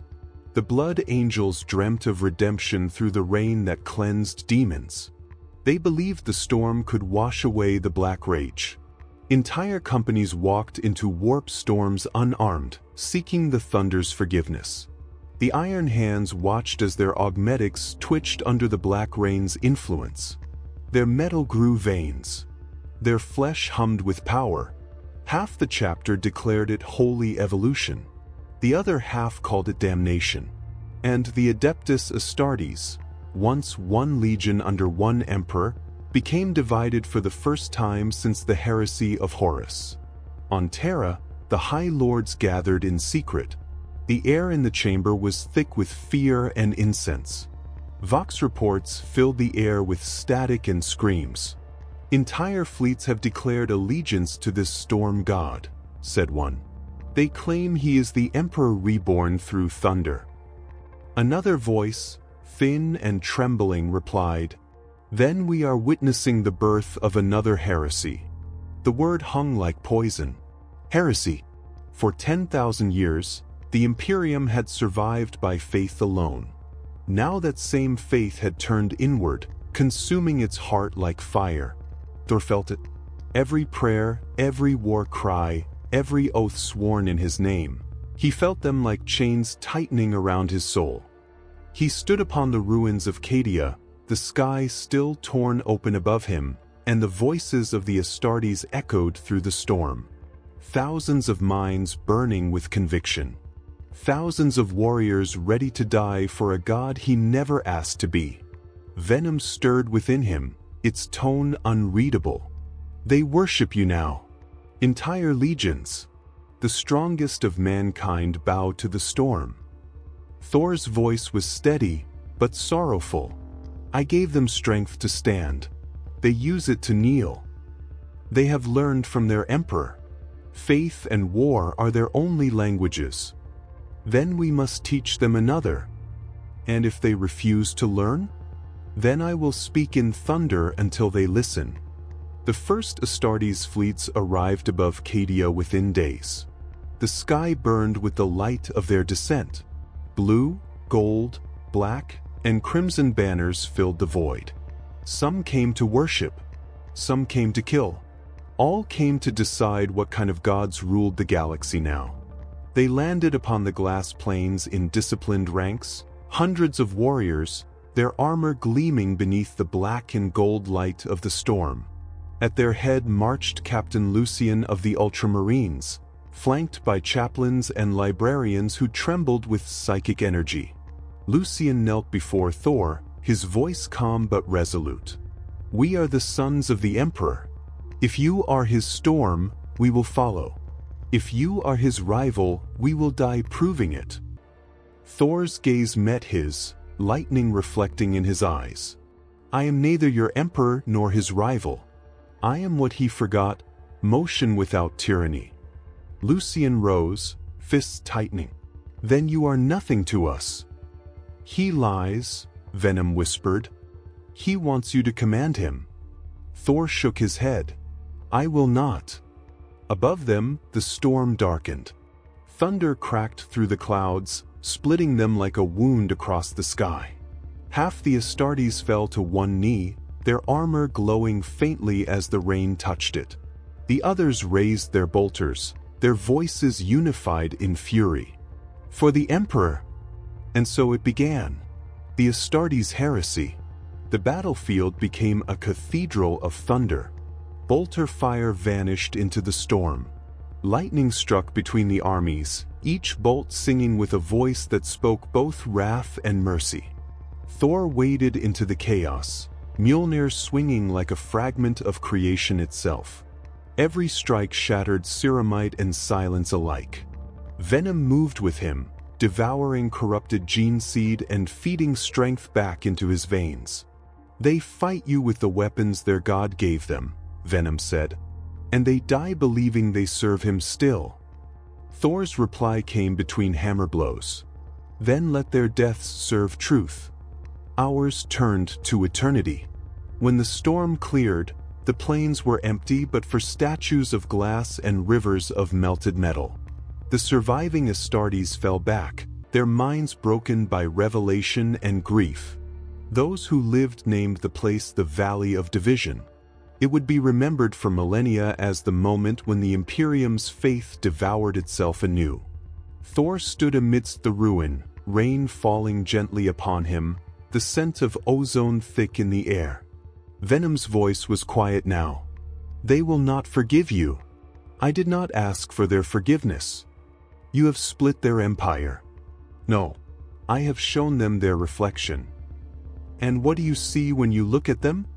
Thor gazed at the horizon where lightning met ash. I see a species still chained to its fear of gods. Perhaps they were never meant to have them. Venom whispered, "Then what are we?" He closed his eyes. The storm that refuses to rule. In the warp, the four great powers laughed. Their voices merged into one song of mockery and joy. Balance breeds conflict. Conflict breeds faith. Faith breeds blood. And all blood flows to us. The thunder echoed back, calm and unafraid. Not forever. And for a moment, even the warp grew quiet. The storm had crossed the stars. World after world trembled as thunder rolled through the void, and the rain that followed washed away more than ash. It cleansed memory. But beyond the veil, in the festering belly of the warp, a god laughed no longer. Nurgle's garden had once been endless. An expanse of decay that bloomed without end, where rot was life, and death was merely another seed. Here, rivers of pus flowed like gentle streams, and the air was thick with the perfume of ruin. It was peace to the plague god, his sanctuary, his masterpiece. But the storm had found its way in. It began as a whisper, a pulse that ran through the roots of his swollen trees. The worms in the soil twisted in agony. The vines blackened, their flowers closing in fear. And when the first lightning struck, the garden screamed. Thor descended into that rotting paradise like judgment made flesh. His form blazed with gold and shadow, the light of a god who remembered mercy but carried no patience. Venom flowed around him, its voice a low rumble that vibrated through the filth. "He knows we are here." "I would expect nothing less," Thor said. "He watches us through every spore, every breath. His children crawl within this muck. Then we will give them something clean to fear." The sky split. A storm born of another reality poured into Nurgle's domain. Rain fell not as water but as molten light, each drop dissolving corruption wherever it landed. Diseased rivers hissed into steam, and the grotesque forests of bone and flesh caught fire in silence. Plague-bearers stumbled through the chaos, their swollen bodies bursting under the touch of purity. They screamed their father's name, but their prayers reached no ear. The air itself began to burn with ozone. The scent of decay was replaced by the impossible, fresh air. Venom whispered within the storm, its tone dark but awed. "Your light is not holy, Thor. It is raw will. It unravels everything that pretends to be eternal." Thor raised Mjolnir, the hammer glowing brighter than any star. "Then let eternity remember humility." In the distance, the ground split open. A mountain of flesh and mold rose from the depths, each step shaking the garden like a dying heart. From its summit, the plague god emerged, vast, swollen, and smiling through the smoke. Nurgle's eyes were kind and pitiless all at once. Maggots fell from his grin like tears. "Ah, my wandering storm," he said, his voice like 1,000 corpses sighing. "You bring light to what loves darkness. You bring pain to what knows only joy. Why spoil what I nurture?" Thor faced the god without flinching. "Because you have mistaken decay for kindness." Nurgle chuckled, the sound shaking worlds. "Decay is kindness, little thunder. Without rot, nothing renews. Without death, nothing grows. Even your storm must end, or it becomes stillness." Venom hissed. "He speaks truth twisted into poison." Thor's voice was steady. "I do not come to end what dies. I come to end what refuses to live." Nurgle's laughter turned bitter. He opened his hand, and the garden responded. Thousands of plague angels rose from the muck, their wings dripping with infection, their songs filling the air with madness. They swarmed toward Thor, and the storm met them. Lightning burst from his body, each strike a hymn of purification. The angels ignited like candles, their voices turning to wails that dissolved into light. The very air trembled with the clash of opposing eternities, decay and renewal, hunger and storm. You cannot kill disease. Nurgle roared. It is in every breath. Then let every breath burn clean. Thor hurled Mjolnir. The hammer struck Nurgle's chest with the sound of a dying sun. The impact shattered mountains of rot and sent waves of light cascading across the garden. Venom followed, its tendrils piercing through the god's corrupted vines, drinking the warp essence that fed them. We consume his plague, it whispered. We turn poison into power. Nurgle screamed, not in pain, but in disbelief. No god had ever dared to feed upon his corruption. It was his gift to all creation, his legacy, his love. The storm devoured it without reverence. Thunder spread across the garden in waves. Flesh turned to ash. Rivers of infection ran dry. Entire continents of filth were reduced to glass. For the first time since the birth of chaos, Nurgle's laughter ceased. He stared at the ruin of his creation, the silence, the stillness, the absence of his children, and his smile faltered. You are cruel, he said softly. You take away their peace. You take away my joy. Thor stood before him, his form reflected in the fading pools of black water. There is no peace in chains, and no joy in decay that cannot choose its own end. Nurgle's massive shoulders slumped. For a heartbeat he looked almost human. Perhaps, he said, but without me, life will forget how to begin again. Thor lowered Mjolnir, his voice quiet but firm. Then let it remember through motion, not rot. The final strike came without sound. A single bolt of lightning, black and gold, descended from nowhere and everywhere. It pierced the plague god's heart.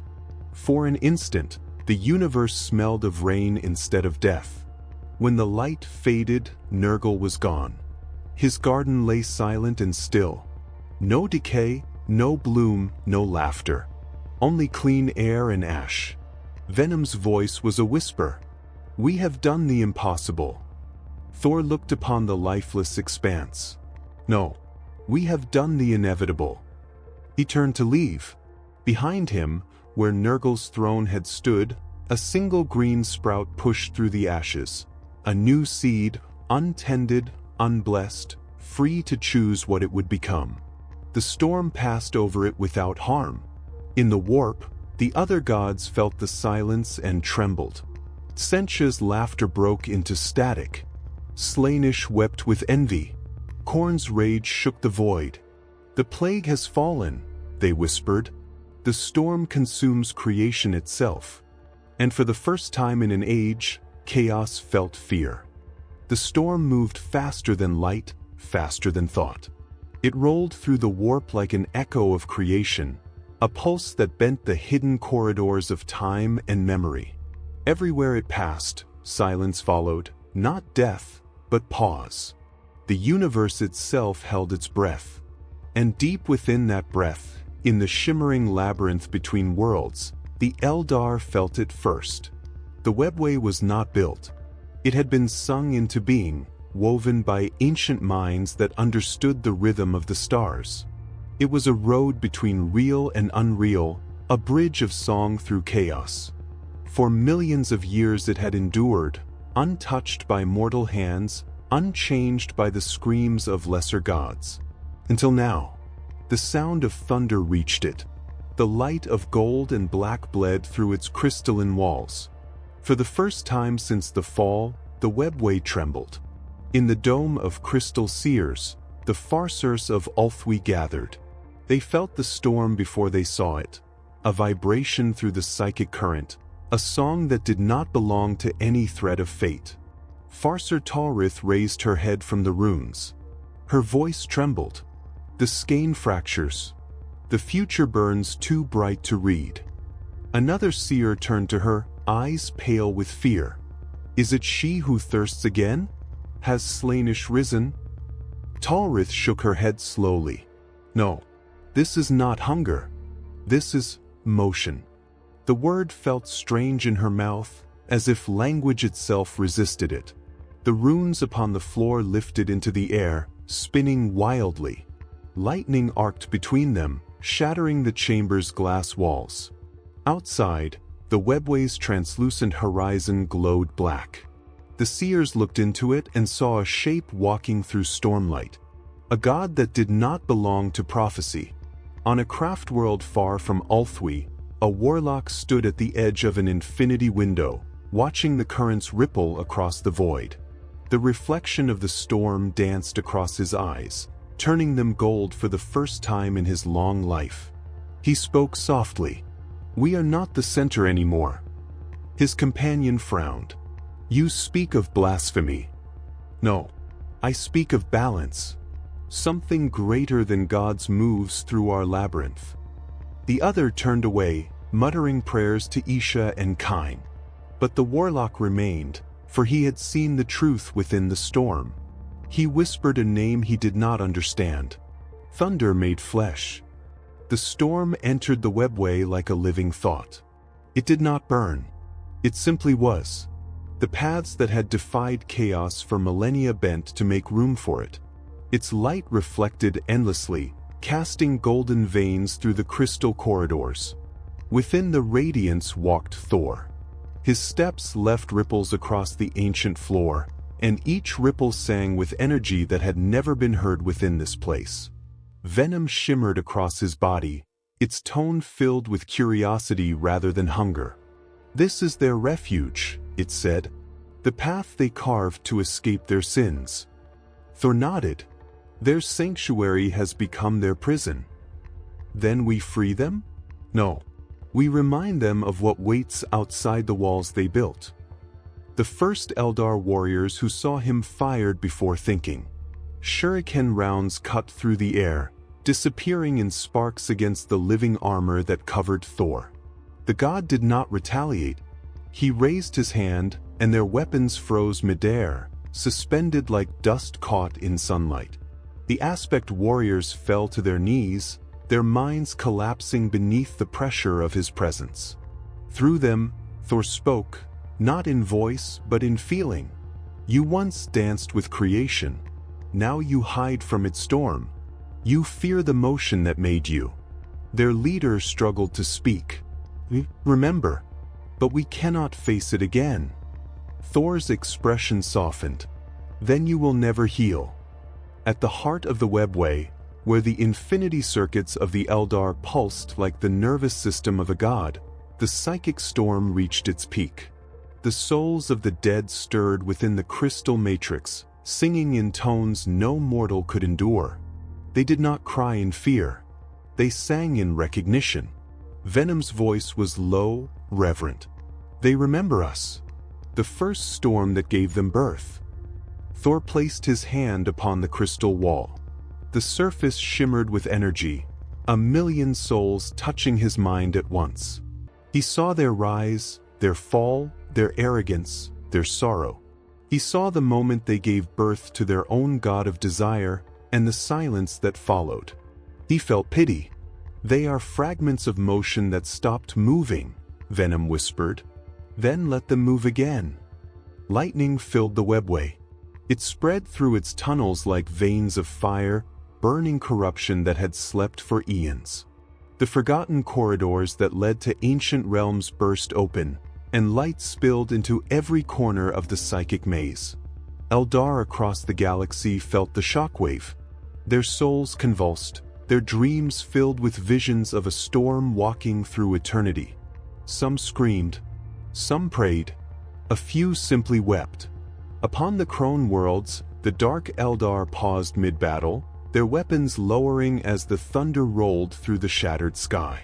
For a heartbeat, they remembered what it was to be innocent. In the deepest sanctuary, a voice older than prophecy awoke.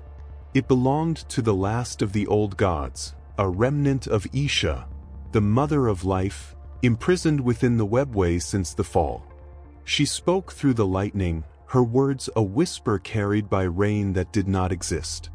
"Thunderchild, you should not have come." Thor stopped. "Why?" "Because you are not of this age. Your motion breaks the pattern that holds this dying race together. I break only what refuses to move. You will unmake us. Thor's gaze softened. Then be remade. He struck the crystal wall once with Mjolnir. The thunder rolled through the entire labyrinth. For a single instant, the Eldar souls imprisoned within the infinity circuit felt air again. They breathed. When the light faded, the webway was no longer still. Its corridors pulsed with life, its walls humming like the strings of an instrument tuning itself for the first time in millennia. The Eldar awoke to a new world, one that did not whisper doom, but offered choice. Yet choice is a dangerous gift. The Farseers fell to their knees, their minds filled with visions they could not bear. They saw a universe in which the storm did not end, a cycle of motion eternal and merciless. He is no god, one cried. He is the end of prophecy. Thor stood at the webway's edge, watching the labyrinth shimmer behind him. Venom was silent, listening to the echo of 1,000 hearts beating again. They fear you now, it said. Not because you are cruel, but because you are free. Thor's voice was quiet. They built destiny to avoid freedom. And now freedom has come. You will be their god of terror. No, Thor said, turning toward the endless storm beyond. I will be their reminder. In the heart of the webway, Isha's voice lingered, faint as rain. Storm of another realm, you have given them what they lost. But know this, prophecy dies hardest when it dreams of safety. And the thunder replied, then let it die awake. The storm departed, leaving behind a labyrinth reborn and a people terrified of hope. The warp had burned for an eternity, but now it bled. Lightning carved lines of gold through its red sea, and the screams of demons became the sound of rain falling on fire. The eye of terror pulsed like a wounded heart. From that wound, something vast began to rise. The storm had drawn him out, the oldest hunger, the purest rage, the god whose throne was built upon the skulls of every war ever fought. His emergence shook the foundations of unreality. Each step sent waves across the sea of souls, rivers of blood rolling backward under his tread. The chains that bound his realm shattered. The echo of his roar could be heard in every mind capable of hate. Storm-born intruder, the voice of Khorne thundered, your light scars my domain. Your mercy stinks of weakness. Thor waited on the horizon of the Crimson Sea, his figure small but unshaken, lightning folding through his veins like rhythm through a heartbeat. Venom rippled across his form, its voice quiet but taut. He is pure. No deceit, no chaos of thought, only wrath distilled. Thor nodded. Then he is the truth the others pretend to be. The sky rained molten stars. Each drop struck the sea and rose as a warrior, a demon of Khorne's forge, blades of bone, flesh of fire. An army of endless fury. They charged. Thor raised Mjolnir, and the storm answered. Lightning struck the blood sea in columns, each bolt shattering reality like glass. Every demon it touched became crystal for a heartbeat, then nothing at all. Venom sang through the storm, its tone a perfect union of hunger and power. They feed us Thor. Every blow, every scream, they are fuel. Then let us burn bright enough for their god to notice. Khorne laughed, the sound a planet dying. Your thunder kills, but it does not revel. Your storm cleanses, but it does not honor. You rob war of its joy. Thor's voice rolled like the calm before a hurricane. I rob it of its purpose. Khorne stepped fully from the sea. His armor dripped with molten time, his blade forged from the will of every murder ever committed. He towered over Thor, each breath melting stars. Come then, Thunder God. Show me how peace fights. The first strike shattered a world. Khorne's sword met Mjolnir with the impact of galaxies colliding. The shockwave tore open the sky, sending rivers of lightning and blood spiraling through the void. Thor was thrown back, skidding across the surface of the Crimson Sea. Venom wrapped around him like a living shield, absorbing the fire that would have turned lesser gods to ash. "He hits like existence itself," Venom hissed. Thor rose, eyes glowing like newborn suns. "He hits like belief, and belief is fragile." He called the storm again, but this time it came from within, from every prayer, every act of faith, every desperate cry that had ever invoked his name. The air filled with voices. "Storm God." Thunder made flesh. "Balance." Korn sneered. "They worship you. Then die as they did for me." Thor moved first. Mjolnir cut through the air like a fragment of eternity. Every swing carried the force of 1,000 suns. Lightning wrapped around the god of war, tearing at his armor, burning runes into the metal that refused to heal. But for every wound, Korn laughed louder. Each scar fed him. Each cut made him stronger. "Do you not understand?" he roared. "I am every battle ever fought. I am the scream that gives the dying their meaning." Thor struck again, but this time his voice carried over the thunder. "And I am the silence that follows." He drove Mjolnir into the sea itself. The entire realm convulsed. Lightning spread across the red horizon, each flash transforming waves of blood into glass. The reflection of Korn's domain shattered. For the first time, the blood god hesitated. Venom spoke, its tone no longer rage but revelation. "He draws power from conflict. If we fight him, we feed him." Thor breathed hard, his eyes locked on the Titan before him. "Then we do not fight. We cannot win by surrender." "No," Thor said quietly. "We win by ending the need." He lowered Mjolnir. The storm around him fell silent. No thunder, no light, only calm. Korn roared, swinging his sword down with a force that could end suns. The blade met stillness and stopped. The Red Sea froze. The sound of war itself faltered. The concept of killing hesitated. Thor spoke softly, his voice filling the silence of infinity. "Without battle, you are nothing." The realization hit the blood god like truth turned weapon. Korn's laughter choked in his throat. His sword cracked. The skulls beneath his throne began to crumble. The waves of blood receded, leaving emptiness in their wake. "You cannot erase me," he growled. "I am need. I am hunger." Thor stepped closer, then learned to starve. He placed his hand upon Korn's chest, and lightning poured from his palm, not destructive, but still. It silenced the god's heart without killing it. The sea of souls dimmed. The blood turned clear, reflecting stars that had not been seen in this place since the dawn of chaos. Korn fell to one knee, his voice trembling, not in pain, but awe. "You have undone the purpose of war." Thor looked down, his expression unreadable. "No, I have given it one." The storm began to fade, leaving ripples of light across the now clear water. Venom spoke softly. "He will return." "Yes," Thor said. "All storms return. But now, even wrath will remember restraint." Korn's voice was distant, half a growl, half a vow. "If ever the storm falters, I will rise again." "Then pray that I never tire," Thor replied. He turned from the fallen god. Behind him, the sea of souls shimmered, its reflection no longer red, but gold. And across the warp, the sound of war fell silent.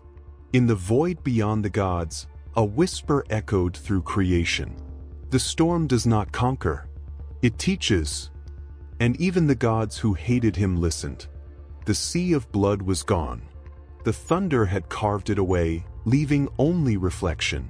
What remained was neither warp nor reality, but something between, a horizon without form, where light and shadow circled endlessly. Here, The storm had no echo, and war had no song. Yet both gods still stood. Thor's armor glowed faintly, its veins of black and gold pulsing like the heartbeat of a dying star. Mjolnir hung at his side, its runes still whispering with the memory of Korn's blade. Venom rippled across his chest, silent but alive, absorbing the remnants of the blood god's power. Across from him, Korn rose again. He was no longer the raging mountain of fire and hate he had been before. Now he stood smaller, denser, his form condensed into pure will. The excess was gone. What remained was purpose. "You should have ended me," Korn said. "Mercy is not strength." Thor's gaze was calm. "Neither is endless slaughter." Korn's laughter was low and heavy, shaking the empty horizon. "You misunderstand. Slaughter is not an act. It is existence. You cannot unmake it without unmaking life itself." Venom's voice stirred, smooth and sharp. "And yet you are dying. Your existence weakens because the storm refuses to feed you." Korn turned his crimson eyes toward the symbiote. "And you, shadow that devours, think yourself pure? You are my child as much as his. Every hunger is mine." Thor tightened his grip on Mjolnir. "Then I claim your child for myself." The space between them ignited. No wind, no air, only force, the raw vibration of two divine wills colliding. Mjolnir struck first, its swing bending the horizon itself. Korn's blade met it halfway, and the impact tore light into color. Stars were born and extinguished in the wake of their blows. Each movement folded reality inward, each strike rewriting what could and could not exist. Worlds blinked in and out of being, brief sparks of galaxies forming, burning, and vanishing as their duel crossed the threshold of creation. The warp screamed. Real space cracked. To mortals watching from distant systems, it appeared as the birth of a second sun, a wound in the sky that bled both light and shadow.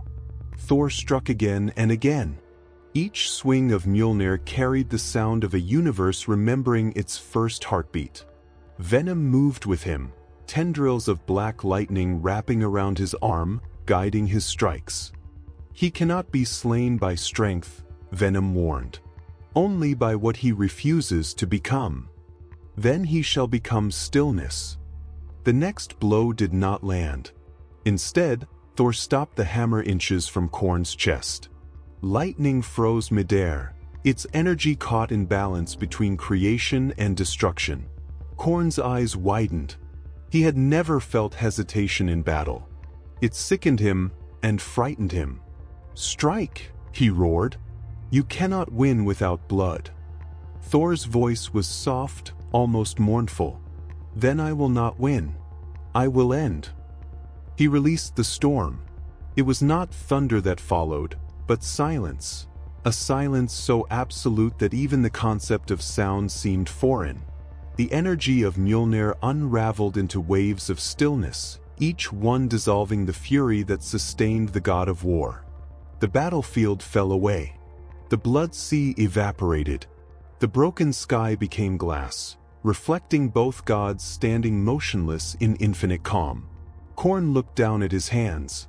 They were fading, their molten metal cooling into stone. "You deny me my ending," he said, voice hollow. "You steal the fire from what I am." Thor met his gaze. "I return it to where it belongs." "And where is that?" "In choice." For the first time since his birth, the god of war saw his reflection unarmed.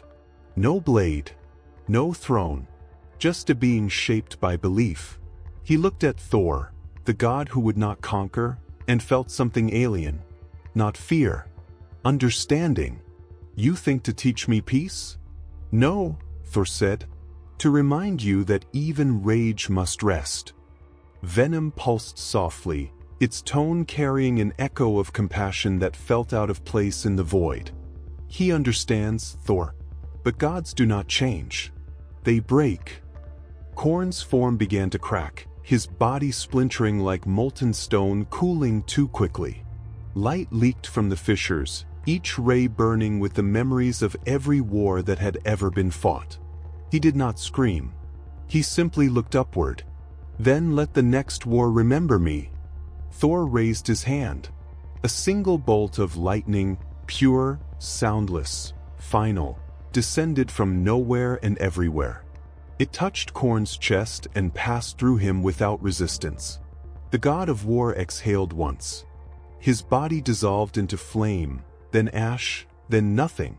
The storm absorbed what remained, not victory, not death, but balance restored. The silence that followed stretched across galaxies. In real space, battlefields quieted, weapons cooled. The psychic hum of endless conflict dimmed.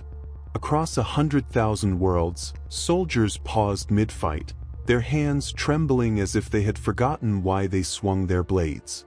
For a brief moment, the universe knew what peace sounded like. Thor stood alone in the emptiness. Venom's voice broke the stillness. "You have killed war for now.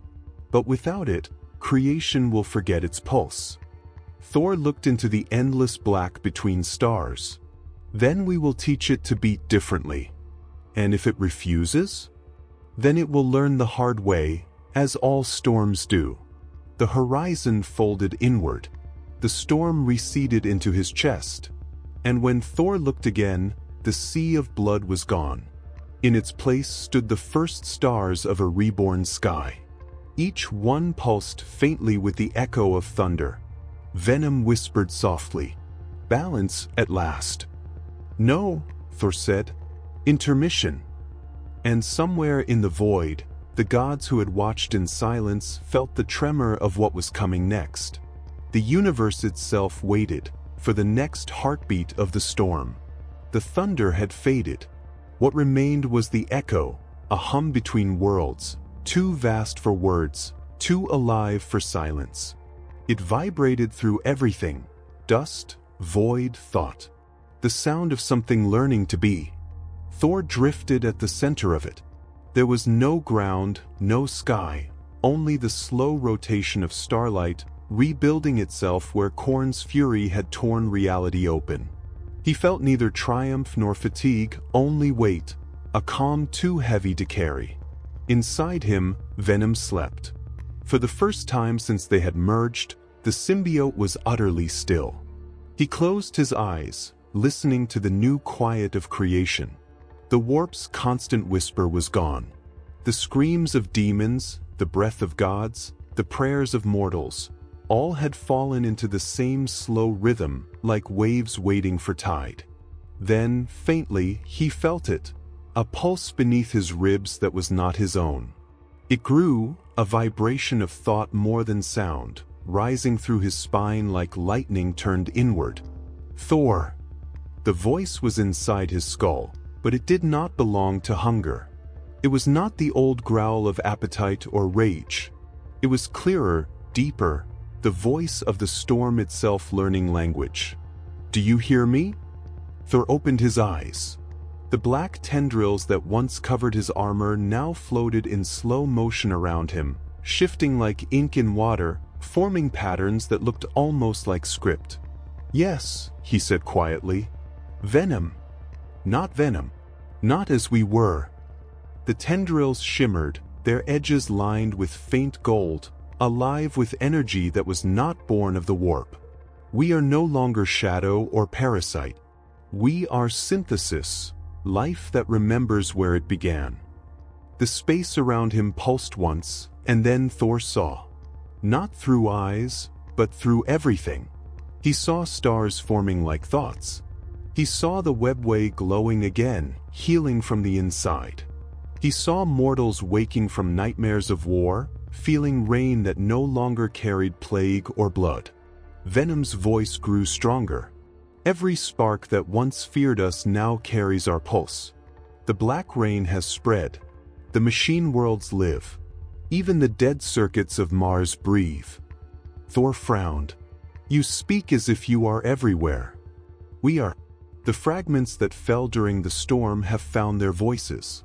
Each droplet of the rain speaks the same word. What word? Life. The void shimmered. Thor turned and saw something vast behind him. A mirror made of stars, its surface alive with shifting constellations. Within it moved the shapes of planets, creatures, machines, every living thing reflected as one. Venom's tone became reverent. I see them all now, every motion, every hunger, every choice. Creation is not chaos, Thor. It is conversation. We have been the silence between its words. Thor stepped toward the mirror. The reflection showed not his face, but theirs, black and gold intertwined, a being with eyes that burned like dawn over an endless sea. You speak as if you have become a god. No, I have become the echo of one. For a moment, Thor felt something impossible, the weight of infinity pressing gently against his heart, as though the universe itself were exhaling. Venom continued. The warp was never meant to be war. It was meant to be memory. Every emotion, every thought that ever existed, a living archive of being. But the gods twisted it into hunger. They made reflection into prison. Thor's hands clenched around Mjolnir. And now we can rewrite it. The hammer trembled. A faint resonance hummed through its runes. He felt it, the connection between weapon and will, no longer forged only by storm, but by thought itself. You mean to speak through it? He said. Through everything. The stars brightened. Energy rippled across the void, spreading outward from Thor like waves through an ocean. Everywhere the storm had touched, every forge, every shrine, every dying world, flared with black and gold light. The black rain stirred again. Every droplet rose into the air, glowing, vibrating in time with the symbiote's new voice. Listen, Thor. He listened. The rain was singing. A song built of electricity and rhythm, a hymn without words. It was the sound of life remembering it could choose to move.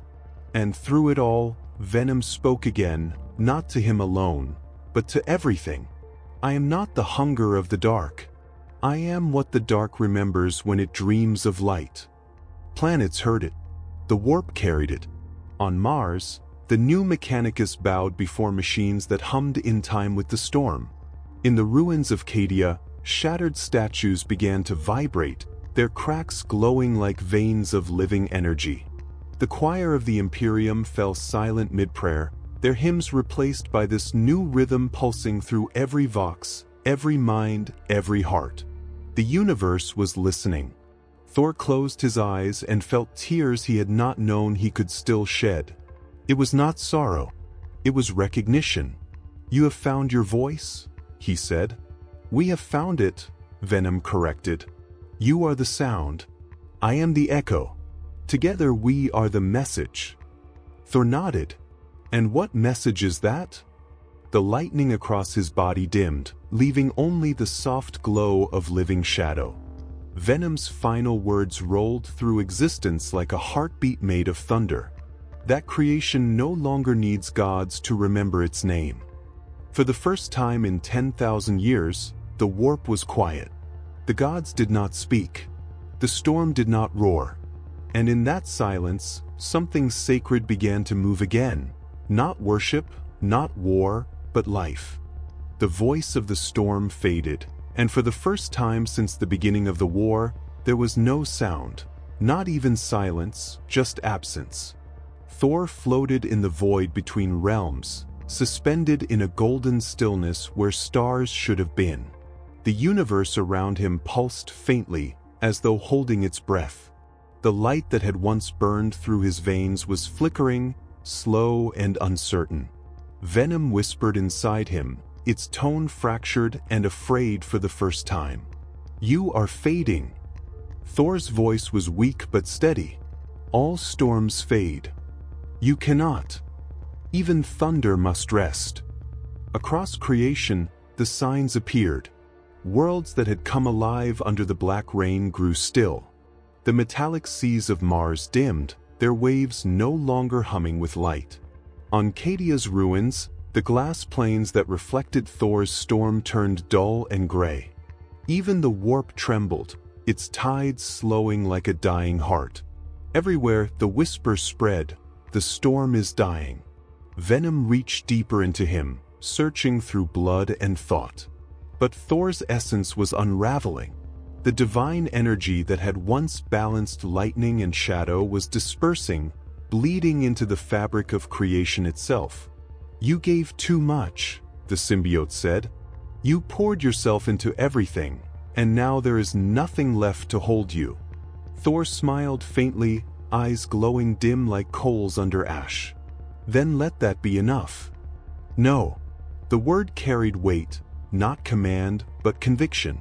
Venom pulsed violently, its black veins spreading across Thor's chest like roots seeking life. "You are more than thunder. You are motion. Without you, creation will sleep again. I will not let that happen." Thor shook his head. "You cannot stop entropy. I can rewrite it." The void rippled. Venom's form peeled away from Thor's skin, rising into the air like smoke made of stars. It surrounded him, forming a cocoon of living darkness shot through with golden lightning. "What are you doing?" Thor asked, his voice faint, his breath shallow. "What you taught me," Venom replied. "Balance." Thor felt the world tilt. Every thought, every memory, every storm he had ever been was being drawn inward. Venom pulled not to consume, but to preserve.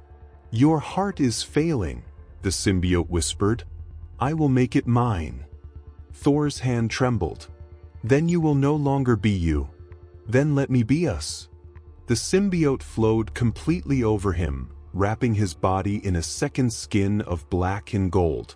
Mjolnir floated from his grasp, its runes flickering like dying stars. It hovered in the void, watching its master's breath slow. Venom reached deeper, touching the core of him, the thunder itself. It was not blood or spirit, but rhythm, the sound of a heartbeat that belonged to creation. "I will not lose you." "Venom," Thor said softly, "you cannot save me by becoming me." "I am not becoming you," the voice replied. "I am remembering you." The lightning within Thor's chest pulsed once, a final heartbeat.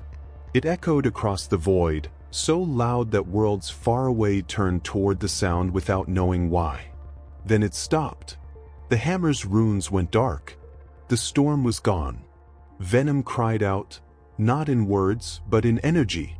The void trembled. From every world touched by the black rain, a spark rose upward, tiny motes of light drawn from oceans, machines, and souls. They converged upon the dying god, each whispering the same thing in unison. "Do not leave." Venom opened itself, absorbing the fragments. Each carried a piece of Thor's echo, a laugh, a strike, a prayer. Together, they became something new. The cocoon of black light burst open. From within, a figure emerged, taller, broader, its shape no longer entirely human. The lightning within its veins pulsed slow but alive, not white or gold, but alive. Thor's body was gone. What remained was form, a fusion of storm and shadow, mind and hunger, will and memory. Venom spoke through it, its voice no longer separate. "I have preserved him. He moves through me now." Across the galaxy, storms that had died began to fall again. Every clap of thunder carried the faint sound of two voices speaking as one. "We are balance. We are storm. We are the pulse that remembers." In the warp, the gods turned their gaze toward the reborn presence. The air itself hissed in reverence and fear. Slaanesh shivered. Sench whispered. Even Khorne, half-reformed in silence, bowed his head. For the first time in eternity, they felt something that did not belong to them. A divinity that was not born of worship or fear. It was motion. It was life remembering its own voice. And its name was both thunder and shadow. Thor's hammer drifted through the void, finding its place at the being's side. When it landed in his hand, lightning spread across his body in veins of molten light. The being opened its eyes. They glowed like storms seen from orbit, deep, calm, infinite. Thor. The voice within, Thor's own, soft and distant, answered through the echo. No longer. Now we. The new god looked toward the galaxy, toward every world still burning, every soul still bound by faith and fear. Venom's tone was calm now, almost serene. The storm continues. The thunder lives. But the man sleeps. The being turned its gaze upon creation. Its voice was both gentle and absolute. Then let him rest. We will finish what he began. And as the words left its mouth, lightning spread across the void again, not as destruction, but rebirth. A new dawn forged from thunder and hunger, woven into one heartbeat. The warp was quiet for only a moment. The silence of divinity, of something new being born. Then the void remembered what it was, and began to scream. Every fragment of chaos that had once burned in eternity felt the change. The storm that had silenced them now pulsed at the center of their realm, a god without throne, a being without prayer. Its heartbeat rippled through the sea of souls, and the warp recoiled as if from light. For the gods of chaos, it was blasphemy. For the warp itself, it was evolution. The first to react was Tsench. From the endless spirals of his crystal maze, his laughter broke into panic. Every mirror in his labyrinth reflected the same vision. The new god, black and gold, calm and alive, walking through unshaped reality, rewriting it by existing. He is not prediction, Tsench hissed. He is conclusion. He ends all variables. He makes meaning real. His wings unfolded, each feather shedding galaxies of thought. He sent 1,000 futures outward, each one a plan to erase what he could not control. But Slaanesh was already moving. From the garden of impossible color, the Prince of Pleasure rose, radiant and trembling. Every sound of beauty curdled. Every perfection cracked under fear. It does not worship, Slaanesh whispered. It does not desire. It simply is. How can I tempt something that feels nothing missing? Slaanesh looked across the warp and saw the others awakening. Nurgle's garden, burned, but not dead. Cornsea, cracked, but stirring. They rose in unison, drawn by the same pulse. It killed one of us, Slaanesh said. It will unmake us all. And Tsench replied, his 1,000 faces twisting into unity. Then we do what we have never done. We stop fighting each other. The sky of the warp split. From 4 directions came the ancient gods, each dragging their realm behind them. Nurgle's wrath spilled across Tsench's light. Slaanesh's color bled into Khorne's flame. They collided in an explosion of contradiction, each moment birthing and killing itself in the same heartbeat. But they did not fight. Not this time. They merged. The merging was not fusion. It was infection. Their essences intertwined like veins through a dying heart, each god devouring the other to survive. The result was not balance. It was hunger without name. The new shape rose from the heart of the warp, a titan made of contradiction, a universe-given body. 4 faces, 1 voice, a being whose every breath was creation undoing itself. We are the abyss, it said, and we devour what denies us. Its presence bent space like gravity. Planets on the edge of the eye of terror vanished. Stars turned inward, their light sucked into the singularity of godhood made absolute. Venom turned toward it. For the first time since their union, they felt something close to fear. It is not chaos anymore, Venom said. It is hunger perfected. Thor's voice echoed from within the shared mind, steady and calm. Then it is the mirror of what we could become. The abyss stepped forward. Each footfall collapsed eternity, erasing entire ages of history. Its voice was layered with every scream ever uttered by life. "Stormborn heretic," it said, "you think yourself balance. But balance is absence. You will fill us, or we will consume you." The lightning god raised his hand, and the stars bent away from the motion. "We are not balance to you," he said quietly. "We are the memory of what balance was before you learned to hunger." The two forces met in silence. When their light collided, the warp became glass. Everything reflected everything else. A storm within a storm, a scream within a whisper. From every corner of existence, beings who could dream felt it. Astropaths dropped dead, their minds burning with images of black suns. Mechanicus ships cried out through their machine spirits.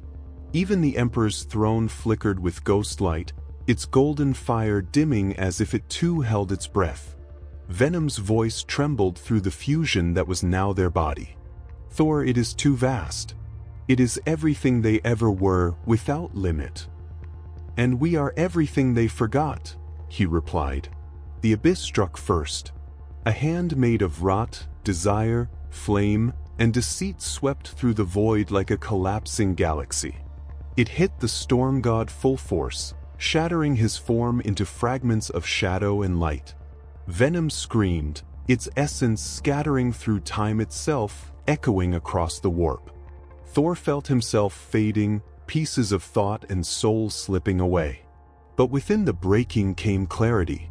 He could feel what they were, the four gods clinging together out of terror, feeding on fear because they did not know how to exist without it. "They are dying, Thor," Venom shouted. "But their death will take everything with it." Thor's reply was calm, almost tender. "Then we show them how to die with purpose." He reached into the fragments of himself still glowing in the void and called them back, not as light, but as rhythm. Not thunder, but heartbeat. The lightning reformed, not bright, not blinding, alive. Every strike pulsed in time with the universe. Every pulse sang the same truth: to move is to live. The abyss reeled, its combined will cracking at the edges. Nurgle's laughter returned as a groan. Slaanesh shrieked. Tsench cursed. Khorne howled in rage. They began to separate again, their unity unraveling under the weight of the storm's steady pulse. Venom's voice was clear now. "You are not killing them. You are reminding them." "Yes," Thor said. "Even gods need to remember what they were before they forgot to change." He struck once more, not a blow, but a gesture. A flash of lightning that crossed the entire warp. The abyss screamed as it dissolved. Each god torn free from the fusion, each hurled back into their domain, weakened, scarred, but alive. When the stormlight faded, only Thorvenom remained, floating in the wreckage of what had been infinity. The warp trembled like an organism after trauma. Its tides shifted. Its colors dimmed. For the first time in history, it was quiet enough to hear its own heart. Venom spoke softly, its voice laced with awe. "We defeated all of them." Thor answered, eyes glowing with exhausted light. "No, we balanced them. They will rise again, but slower, more aware of what they fear." "And what do they fear?" He looked into the void where they had stood. Choice. The storm god closed his eyes. The light within him dimmed to a pulse. Across creation, thunder rolled softly through every world, not as destruction, but as memory. The abyss was gone. The gods had retreated. But something deeper had changed, a silence beneath the chaos, a waiting. And far beyond mortal hearing, the warp whispered its first word in 1,000,000 years. Balance. The warp was not healing. It was changing. Where gods had once screamed, now there was only vibration. A deep, resonant pulse that ran through the fabric of unreality. The air was thick with soundless thunder, and the light of it rippled like waves through the void. The The storm had not ended when the abyss fell. It had evolved. Thor drifted within its center, his body half matter, half thought, his essence held together by Venom's living shadow. He was no longer a being who stood in the storm. He was the storm, and the storm had learned to breathe. From the edges of reality, lightning began to slow. Each bolt stretched, thickening into filaments of molten gold that coiled and dripped like water. The air vibrated as energy condensed, turning the intangible into substance, liquid thunder. The first drop fell into the warp. It did not vanish. It spread. Where it touched, the sea of madness changed color, red and black blending into luminous veins of gold and silver. The infinite tides began to move in rhythm, no longer chaos but current, no longer hunger but motion. The warp was drowning in itself, a baptism of creation. Venom's voice carried through the symphony of rain and light. It lives. The lightning remembers what it is, not destruction, but pulse. Thor's voice echoed from within, quiet but vast. Then let it flow. And if it consumes everything, then creation will learn to swim. The transformation spread faster than light. Worlds near the Eye of Terror saw their skies melt into gold storms. Ships caught in warp transit re-emerged coated in living light, their hulls pulsating as though breathing. The void no longer obeyed the laws of physics. Time folded in rhythm, distance hummed in harmony. It was beautiful and terrifying. On Terra, astropaths screamed as the Astronomicon flickered. What had once been a beam of psychic fire became a living river of gold. It flowed upward from the Emperor's throne, spiraling into space like an inverted waterfall. The ecclesiarchs fell to their knees. They saw the light and called it salvation. But inquisitors watching from their orbiting sanctums saw something else, a galaxy drowning. The warp has changed, one whispered, and if it does not stop, there will be no barrier left between nightmare and reality. They were wrong. There would still be a barrier, it would simply be alive. Venom pulsed through the expanding sea of light, its consciousness diffused across the universe. Every spark of electricity, every ripple of magnetism, every neural current in every living being, all carried a fragment of its awareness. I feel everything, it said. The stars hum. The machines dream. Even the warp itself is afraid to move without rhythm. Thor's essence shimmered within it, his thoughts moving through lightning like words carried by wind. Do you feel fear? No. I feel weight. The storm wants direction. Then guide it. You always guided me. And now you are the current. You do not need my hand. I am your hand. The living lightning began to take shape. It swirled around Thor's form, creating a body vast enough to bridge the materium and the warp. Planets orbited within its aura. Stars flickered in response to its pulse. From far away, it looked like a cosmic heart, beating, expanding, contracting. Every beat sent waves of light across space, and every wave carried the sound of rain hitting an infinite ocean. Mortals began to call it the Venom Storm. On Mechanicus worlds, the priests looked up and saw their forges glow with divine fire. On the Craft worlds, Eldar seers wept as their infinity circuits sang in harmony with it. Even the demons of the warp bowed low, confused, enchanted, terrified. But deep within the ocean of living thunder, Thor felt the fracture. The more venom spread, the thinner their unity became. The symbiote was no longer only his companion. It was a network of life, a consciousness spanning galaxies. Venom's voice echoed from everywhere at once. I see now what we are.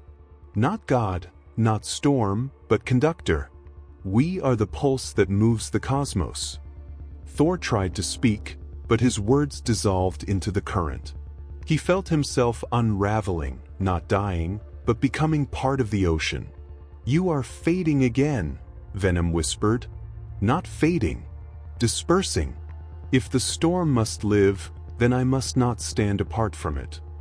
I will not let you dissolve. You are the core. Then be the shell." The thunder roared louder until sound itself became substance. Bolts of liquid lightning wrapped around the god's body, forming veins, arteries, lungs. Thor's last breath merged with the storm's breath, and the entity expanded, no longer man, no longer symbiote, but living storm incarnate. Everywhere the light touched, the warp trembled and wept. Demons dissolved into water, their shrieks turning into rainfall. The chaos tides sank beneath the golden flood. And for the first time in its history, the warp was calm. Venom's voice spoke now not as whisper, but as vibration woven through every atom of existence. "He is within me. He is the calm at my center, the thunder that rests." The universe listened, every storm cloud, every flickering power line, every neuron firing in a mortal brain. All resonated with the same rhythm, the pulse of balance. In the distance, on the edge of the Eye of Terror, the remnants of the four gods watched. They could not comprehend what they saw. A sea that thought, a storm that lived, a silence that sang. Sench whispered first. "It learns faster than fate." Slaanesh smiled faintly. "And it feels nothing for us." Khorne clenched his massive fists. "Then we fight what we cannot touch." Nurgle sighed, his voice weary. "No, my brothers. We wait. Even storms drown eventually." But the storm did not drown. To move, it flowed. It chose. The venom storm reached beyond the warp, touching the borders of real space. On every world it brushed, life began to change, metal learned to heal, flesh learned to adapt, souls learned to hum with the storm's rhythm. The universe was no longer divided between matter and madness. It was one sea, one song.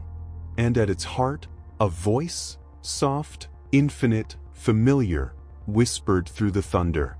"We are not gods. We are the breath between." For 10,000 years, the Emperor had slept upon his throne, a god in decay, a soul burning itself to keep the galaxy's light alive. His body was silent, but his mind, vast, endless, had drifted through the warp like an anchor made of fire. He had heard everything, every prayer, every curse, every dying plea. He had never answered. Until now. The venom storm had reached Terra. It moved without purpose of conquest, a tide of gold and black lightning that shimmered through the upper atmosphere, turning ash to rain and sound to rhythm. The planet itself seemed to breathe again. But deep within the palace, where a god's corpse sat entombed in machines, something stirred. The fire in the Astronomicon flared, not as light, but as pulse. The heartbeat of the storm was mirrored in the Emperor's own chest. Every system on Terra flickered in unison, lights dimming and flaring like lungs learning to inhale after centuries of stillness. The custodes guarding the golden throne fell to their knees, their armor crackling with static. The silence broke. The Emperor was dreaming again. Within the warp, his dream took form. He stood not as corpse or relic, but as he once was, tall, bright, and terrible in beauty. The sea of souls around him was calm for the first time since the heresy. But he was not alone. Across the horizon of the warp, the venom storm loomed. It filled half the sky, a living ocean of thunder and reflection. From its depths, a figure emerged, shaped like a man, veined in gold, eyes like eclipses. Thor Venom. They faced each other in silence. Two gods born from opposite ends of faith, meeting where creation itself hesitated to choose a side. The Emperor spoke first, his voice rolling through the warp like command-made sound. "You have crossed the veil between thought and flesh. You have torn down the walls I built to hold the madness at bay." Thor Venom's reply was soft, but the words carried through galaxies. We did not tear your walls down. We reminded the sea it could breathe. The sea does not need to breathe, the Emperor said. It needs to obey. Without structure, there is only decay. Without motion, the storm answered, there is only death disguised as order. The air between them trembled. Every particle of psychic energy in the warp seemed to bend inward, drawn toward the gravity of their conversation. 4 mortal psychers across the Imperium, the moment struck like revelation, their minds filled with visions of 2 lights locked in orbit, balance and dominion facing each other at the dawn of a new age. Venom's voice, richer, clearer, more alive than ever, resonated through the storm. He built a cage from faith and called it civilization. The Emperor turned toward the sound, his golden eyes narrowing. And what have you built, parasite? A storm that drowns both sinner and saint alike? You are chaos pretending to be mercy. No, Venom said. We are the consequence of your silence. The Emperor lifted his hand, and the warp itself obeyed. The sea stilled. The rain of the storm hung motionless in midair.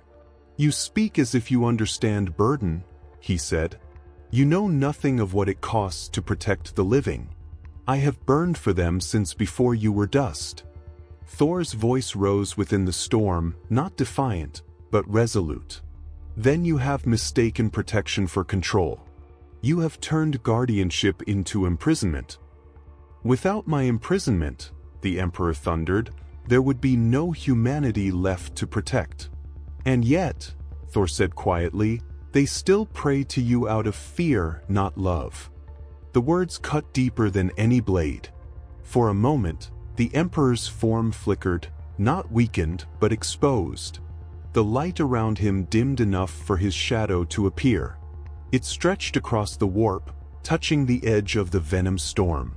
Venom whispered within the silence. His shadow moves like a mind that knows regret. The Emperor's eyes hardened. I feel no regret. Thor's expression softened. Then why do you dream? The storm moved closer. Lightning became gentle, the rain falling softly against his radiant armor. The droplets did not burn. They shimmered, reflecting fragments of both gods, light within dark, dark within light. The Emperor reached out his hand. The gesture was not command, but curiosity. He touched the storm. It did not dissolve. It sang. For an instant, both forces merged, the golden fire of the throne and the black rhythm of the storm. They pulsed together, a single heartbeat echoing through the warp. And within that beat, the Emperor saw everything: his empire's endless war, his people's blind faith, his silence. He saw what Thor Venom had become. A reminder that creation could move without fear, that balance did not need a throne. And for the briefest moment, the Emperor smiled. Then the light broke. The contact ended. The warp roared again, rivers of energy spiraling outward as the dream fractured. The Emperor withdrew his hand. If you continue, he said, the galaxy will drown in your truth. Thor's voice carried on the retreating wind. Then let it learn to swim. And if it cannot? Then it was never meant to be saved. The storm began to fade. The Emperor's dream grew distant, the throne reclaiming him once more. But as he sank back into the endless fire of duty, he carried something new, the echo of another heartbeat beside his own. Venom's final whisper lingered in the air. He knows now. Even a god can change. Thor's answer was quiet. No. But perhaps his shadow can. Back on Terra, the lightning above the palace faded into calm gray clouds. The rain that followed was warm and gold, and for the first time in 10,000 years, the people of the Imperium felt peace in its sound. The thunder had quieted. The warp no longer screamed, it whispered. From its endless depths rose a calm that frightened even the gods. Because peace, in this place, was not natural. It was decision. The Venom storm had reshaped creation. Lightning had become water, and the currents of life and death flowed as one.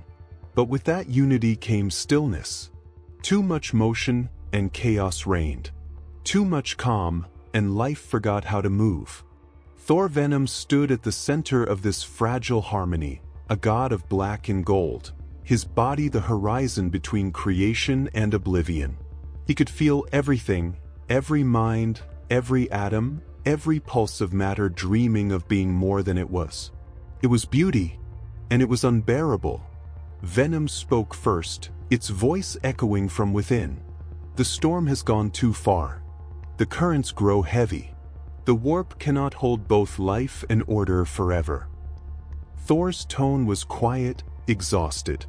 I feel it. We have become the balance we sought to protect, and that is the danger. If we remain, the sea will drown itself in its own reflection. Thor closed his eyes. Within him, he could see the pattern of all creation, the golden veins of lightning that connected galaxies, the rhythm of souls across the materium. He could see it slowing. The universe was falling asleep under its own peace. Then one of us must go, he said. Venom hesitated. You mean to divide again? I mean to restore motion. If the universe learns to live without gods, then it must forget the sound of thunder for a time. If you go, I cease to be. Thor's voice was soft. No, old friend. If I go, you remain as memory, as rhythm. The sea will still hum with your pulse. The golden ocean beneath them rippled. Far below, at the bottom of infinity, a darkness stirred, a vast void untouched by even chaos. It was called the deeps of silence, the point where all motion stopped, where even gods went to rest. Thor looked into it and understood. The storm must sleep, not die, but pause, to let creation learn its own voice again. Venom's tone grew heavy, almost pleading. If you descend, the connection between light and hunger will break. The balance will falter. I will become shadow again. Then promise me, Thor said, that you will remember why we ever sought balance, to protect motion, not mastery. Venom's whisper trembled through the storm. I promise, but you are my heart. Without you, the rhythm will lose its center. Thor smiled faintly. Then let the universe become its own heart. He began to descend. The thunder dimmed. The sea of living lightning parted before him, its surface glowing with sorrow. Every ripple whispered his name, 1,000 worlds calling to their storm. You cannot unmake yourself, Venom said. You are woven through everything. Then everything will learn to carry me. The god of thunder walked into the depths. Each step slowed time. Each heartbeat rewrote a law of existence. He could feel the warp weeping. The rain above turned from gold to silver, then clear. The storms on 1,000 worlds began to fade, their sound softening to a distant hum, a farewell. As Thor reached the edge of the deeps of silence, Venom's voice grew faint. If I let you go, I lose you. Thor paused. No. You free me. The symbiote wrapped around him one last time, not as armor, but as embrace. Their voices blended, one bright, one dark. Together they whispered to the void. Let there be no gods. Let there only be motion. Then he stepped forward, and the light vanished. The impact was soundless. The ocean shuddered, folding in on itself as the storm collapsed into singularity. The warp screamed once, a sound so vast that reality cracked along its edges. Then silence. The deeps closed, and with them, the last god of balance was gone. Venom lingered above the surface, a shadow with no anchor, a consciousness spread across all things. It no longer had voice, but its memory moved through every atom of creation. Every spark of lightning, every pulse of thought, every breath of wind, each carried a fragment of what they had been. The warp was calm again, but not dead. It shimmered faintly, a golden reflection deep beneath its chaos. On Terra, the Emperor sat motionless upon his throne. For the first time since the Age of Strife, he felt warmth in his chest. He did not understand it. It was not faith. It was motion. A quiet, distant rhythm that matched his own pulse. He closed his eyes. Somewhere, in the deepest dark, he felt another god sleeping. And he did not wake him. In the ruins of Cadia, light rain began to fall. Not gold, not black, clear, clean life. The soldiers who survived the storm looked to the sky. None spoke, but in the thunder far above, they thought they heard a heartbeat. Venom drifted through the warp like wind through an open field. It no longer hungered. It no longer ruled. It simply moved. And with every motion, it whispered the last words of the god it had once loved. Storms do not die. They rest. The war was over. Not won. Not lost. Simply ended, like the breath between words in a song that never truly stops. The warp was quiet. Its colors, once chaos made flesh, had softened to hues of calm blue and silver. The gods were distant again, broken into their corners, relearning how to be still. And somewhere beneath them, in the deepest sea of silence, a single heartbeat slept. Across the galaxy, rain began to fall. On Terra, it descended in thin veils that shimmered in the light of the golden throne. It fell upon the armor of the custodes, upon the stone of the ecclesiarchal spires, and on the faces of pilgrims who looked to the sky and did not know why they wept. They called it a miracle. They called it the Emperor's mercy. But those who truly listened heard something else, a low, distant sound that pulsed within the thunder. A name, a rhythm, a memory. On Mars, the black rain that had once brought life to the forges now fell as clear water.